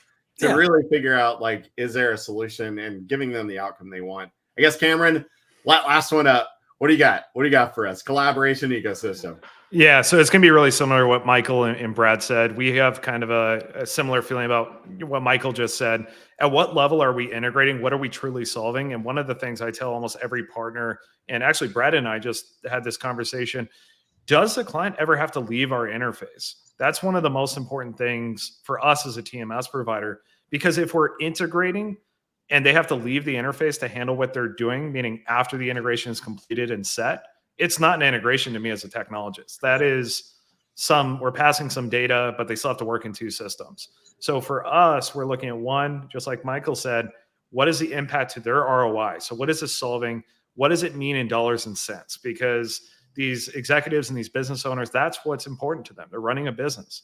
They need to make sure it makes sense. Two, do they have to leave our platform, the TMS, in order to work with that partner? Are we solving something, or is that third party that we're partnering with solving something where they're powering it, they're the brain behind it, and they're making sure everything gets done, but pushing all that back to us? So those are just some of the things we look at, but definitely it's all driven by the client at the end of the day. The client drives our roadmap. It's not us. We're technologists. We're listening to the users. Yep. Back in my day of booking freight, I had a customer that told me, if it doesn't make dollars, it doesn't make sense. So it rings true still. Gentlemen, thank you guys for having this discussion today. It was a pleasure. Looking forward to catching up here in the next couple of weeks and stuff. So on to the next panel. We're going to be talking about shifting gears with some of our game changers. So those of you that are still in, stick around. We're going to get to that panel next. Thanks, Chris.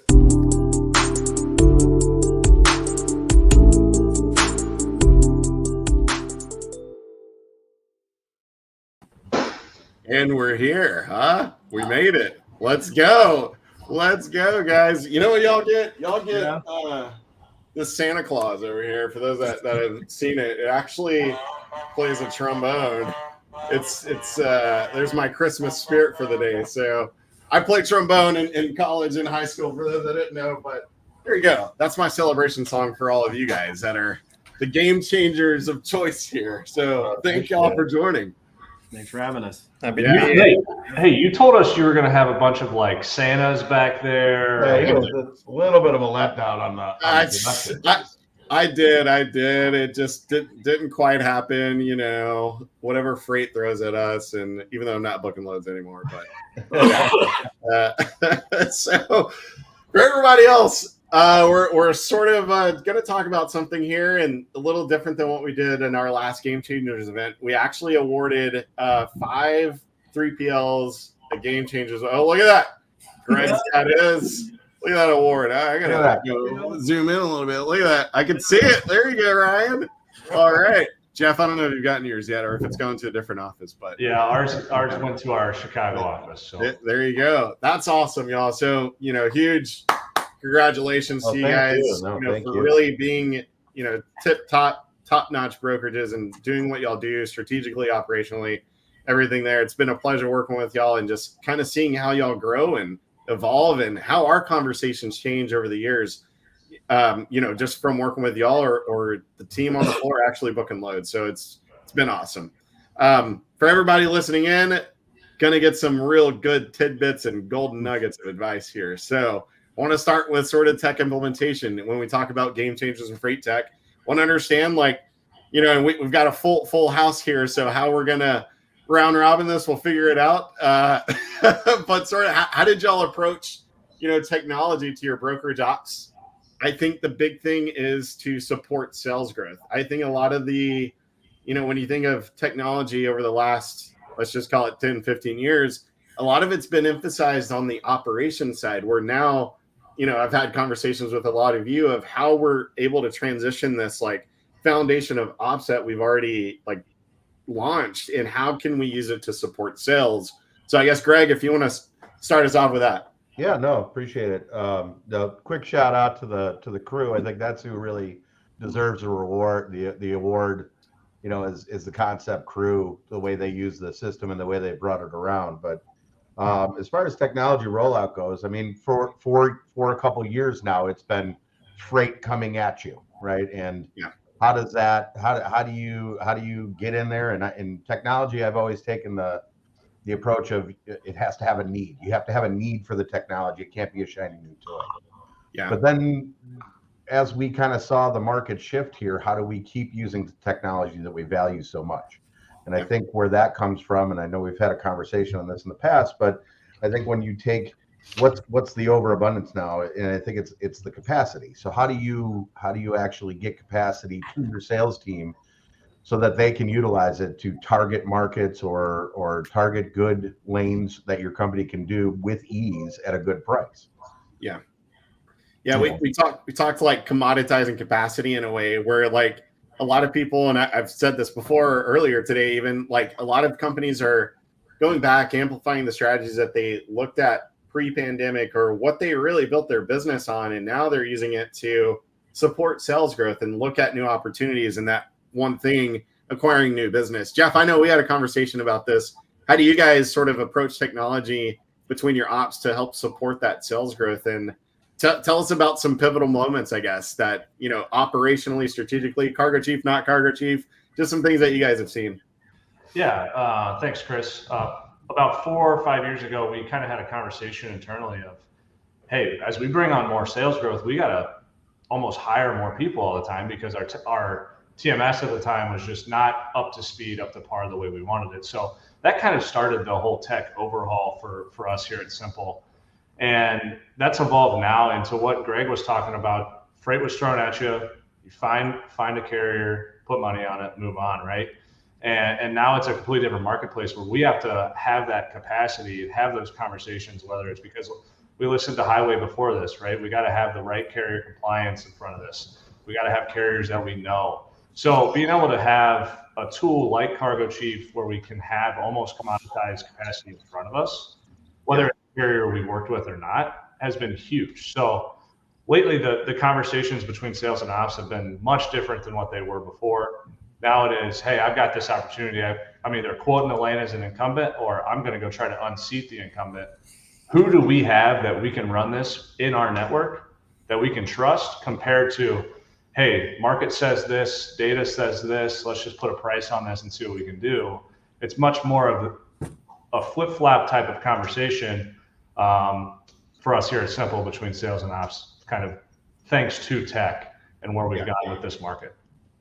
Ryan, you guys are on TIE. Want to hear a little bit about y'all's sort of journey here in this like tech implementation. I know when you guys have been a customer of ours for a while, but finally got the integration rolling out. Like, I don't know, what's it been, like 7 months or so, something like that, maybe 6 months, half a year. But it's been exciting to see y'all's growth, even on the like digital short time, right? Yeah, it's right. Yeah, incredible. So I think our story is a little like Jeff's. When about an ARL actually played a role in my vision of technology. I went to one of their summits in Pittsburgh, and we always felt that we had our thumb kind of on what was going on and what tech we should be using, and we were introduced to some of the tech at that summit. And from that point on, I really decided that I was going to drive as much tech as I could. I mean, and by the way, I've had a great time listening to everyone today. And I think about, I just tried different things. So I spent a lot of money with a lot of vendors that didn't work, and we just fired them, right? And I think we really started to, zero in on the companies that were making the most impact for our business. And it really has significantly just jump-started our growth. I mean, it's been phenomenal the last 24 months. Yeah, that's a good point. Like, agnostic to competition, but we hear a lot of people that, there were some platform or vendor that they had used in the past that didn't cut it out for whatever reason. Maybe it was like onboarding value, recognized value, or ROI, whatever it was. And like we hear a lot more people trying to understand a lot of things like the onboarding process. What does implementation look like? Rollout, adoption. What do we do as partners to make sure that, hey, we're going to help you like in your journey of like freight acquisition or whatever it is. It's not just like, here's the tech, good luck. I guess, Matt, to pass it to you, like what are some of those like challenges that you've seen that y'all were faced with, like whether it was change management or whatever else it was? How did y'all overcome some of those as you rolled out some of this tech and like got you guys to where you are today to even run a summit? That's pretty damn awesome. Yeah, I mean, there's a learning curve with implementation of any new technology. Everything from UI to how it integrates into the TMS system to how much swivel chairing you have to do between different browsers or different applications are very important. I wanted to simplify the process where, all of our prospects and our opportunities were within the TMS system. And a guy could build a load and book a load all in one motion. And there's a lot of tech companies out there now promising you everything about it, but sorting through that could be challenging, and seeing what guys are quick to respond to your feedback and then be able to adjust what they're doing is important. And it's a challenge in itself to find those right partners. Yeah, Greg, we talked a little bit about some of that change management with another panel earlier today, and sort of what Matt was mentioning. We've rolled out some things like our dashboards with Tableau that show some things that we've pointed out to in the past was just a pipeline to tell us like, hey, yeah, your digital bookings 10%, 20%, that's great.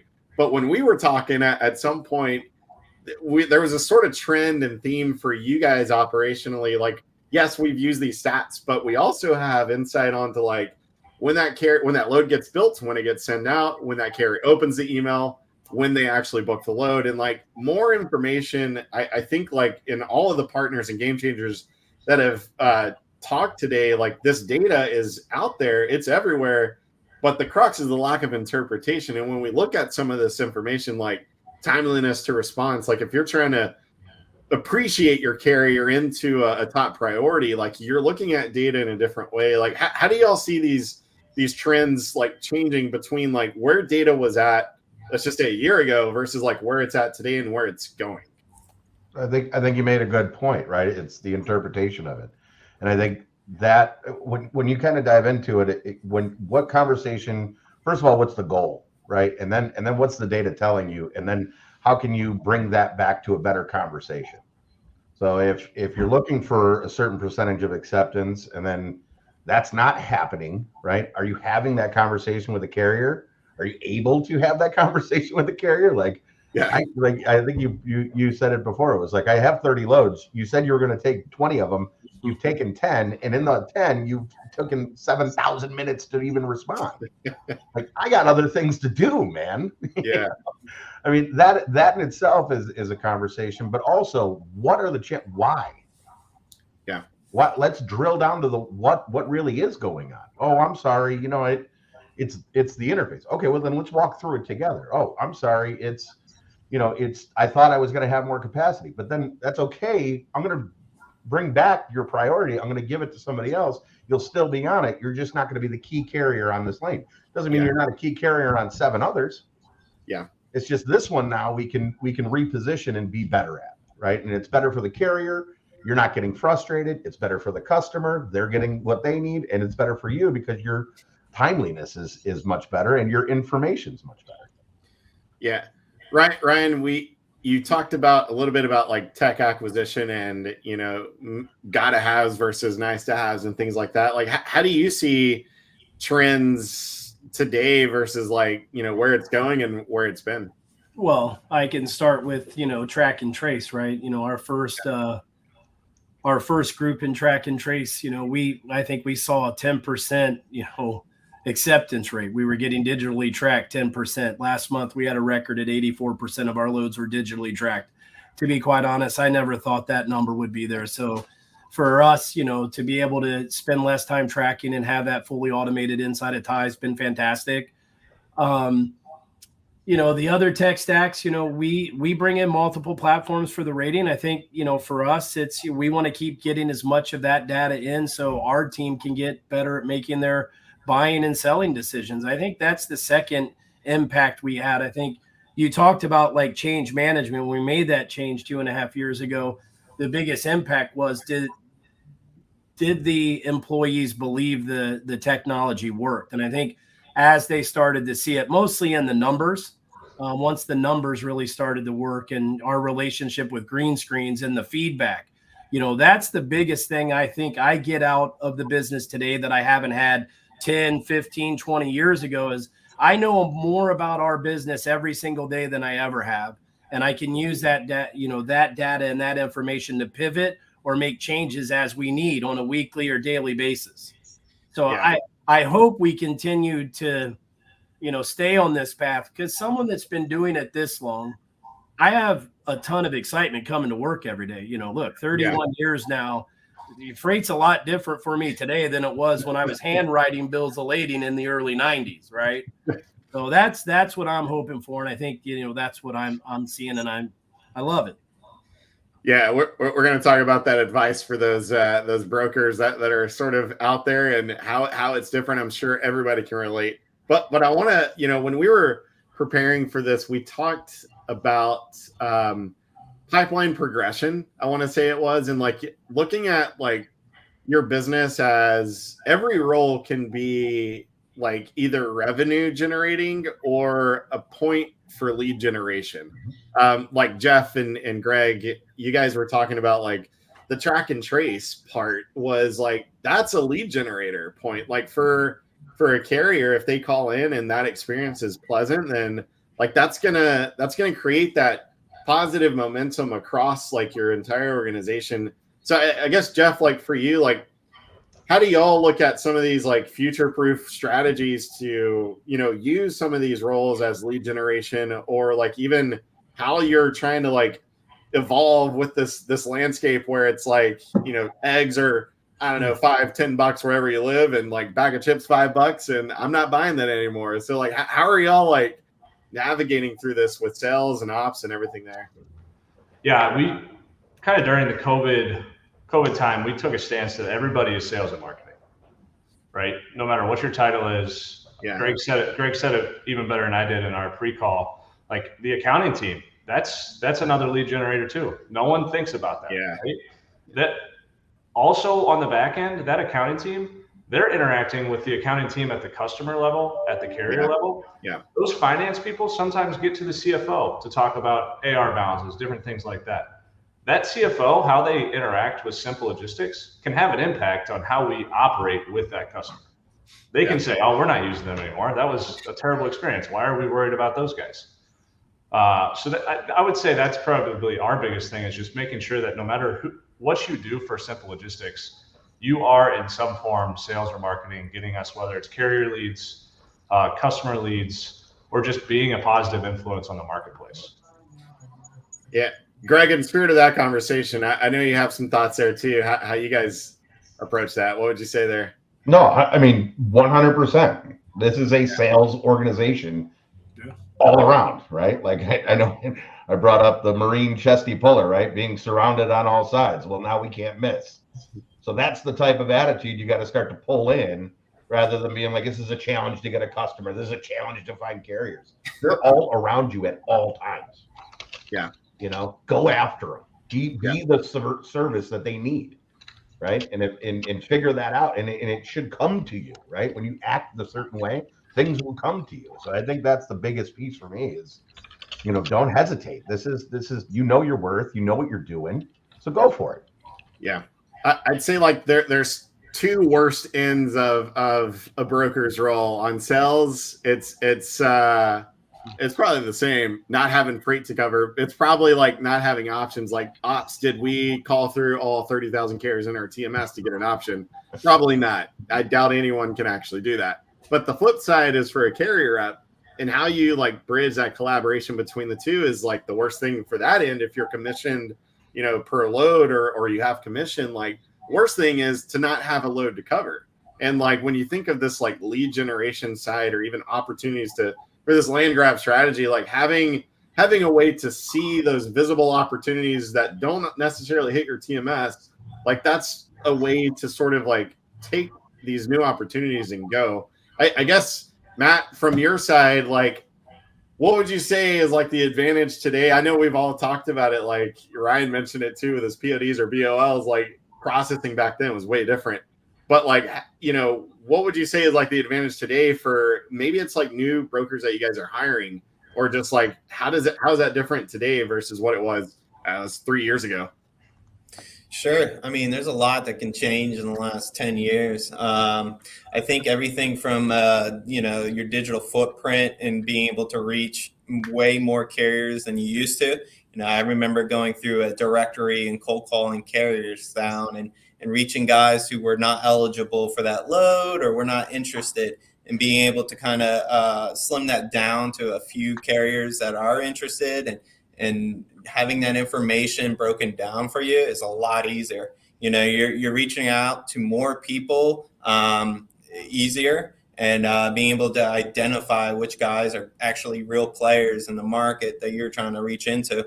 I remember kind of, you know, when I started, the whole RFQ process entirely was just kind of done with the bidders and the sales team telling us what loads we had covered. And now we're going back and saying, hey, these are the loads we want to win. And that's definitely evolved in the last couple of years based on, you know, being able to identify carriers, having that data fed back to you the right way.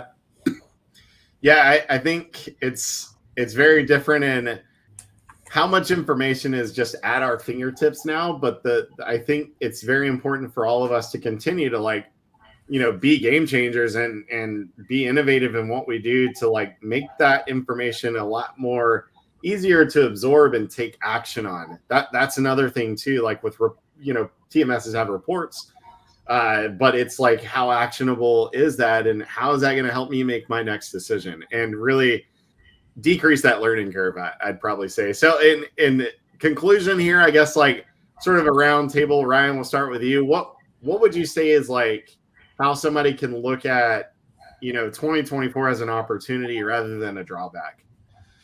Well, I think there's a great opportunity in 2024. Companies are out there looking for new solutions. And I think if you have the right platforms and you have the right technology, you're able to go in and provide a solution to them that, look, you know, I think all of our solutions allow us to play with the biggest guys in the market. I think it's if you're competitive and you understand your tech stack or your company and what you're good at, you can go out and have a great 2024 shoot. We just had a great 23. I'm super excited how we're ending the year. So yeah. It's really how you use your tools and get after it.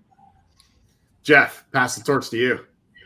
Yeah, I would say, kind of going off Ryan, biggest advice for the next year to succeed: listen, both to carriers and shipper partners, right?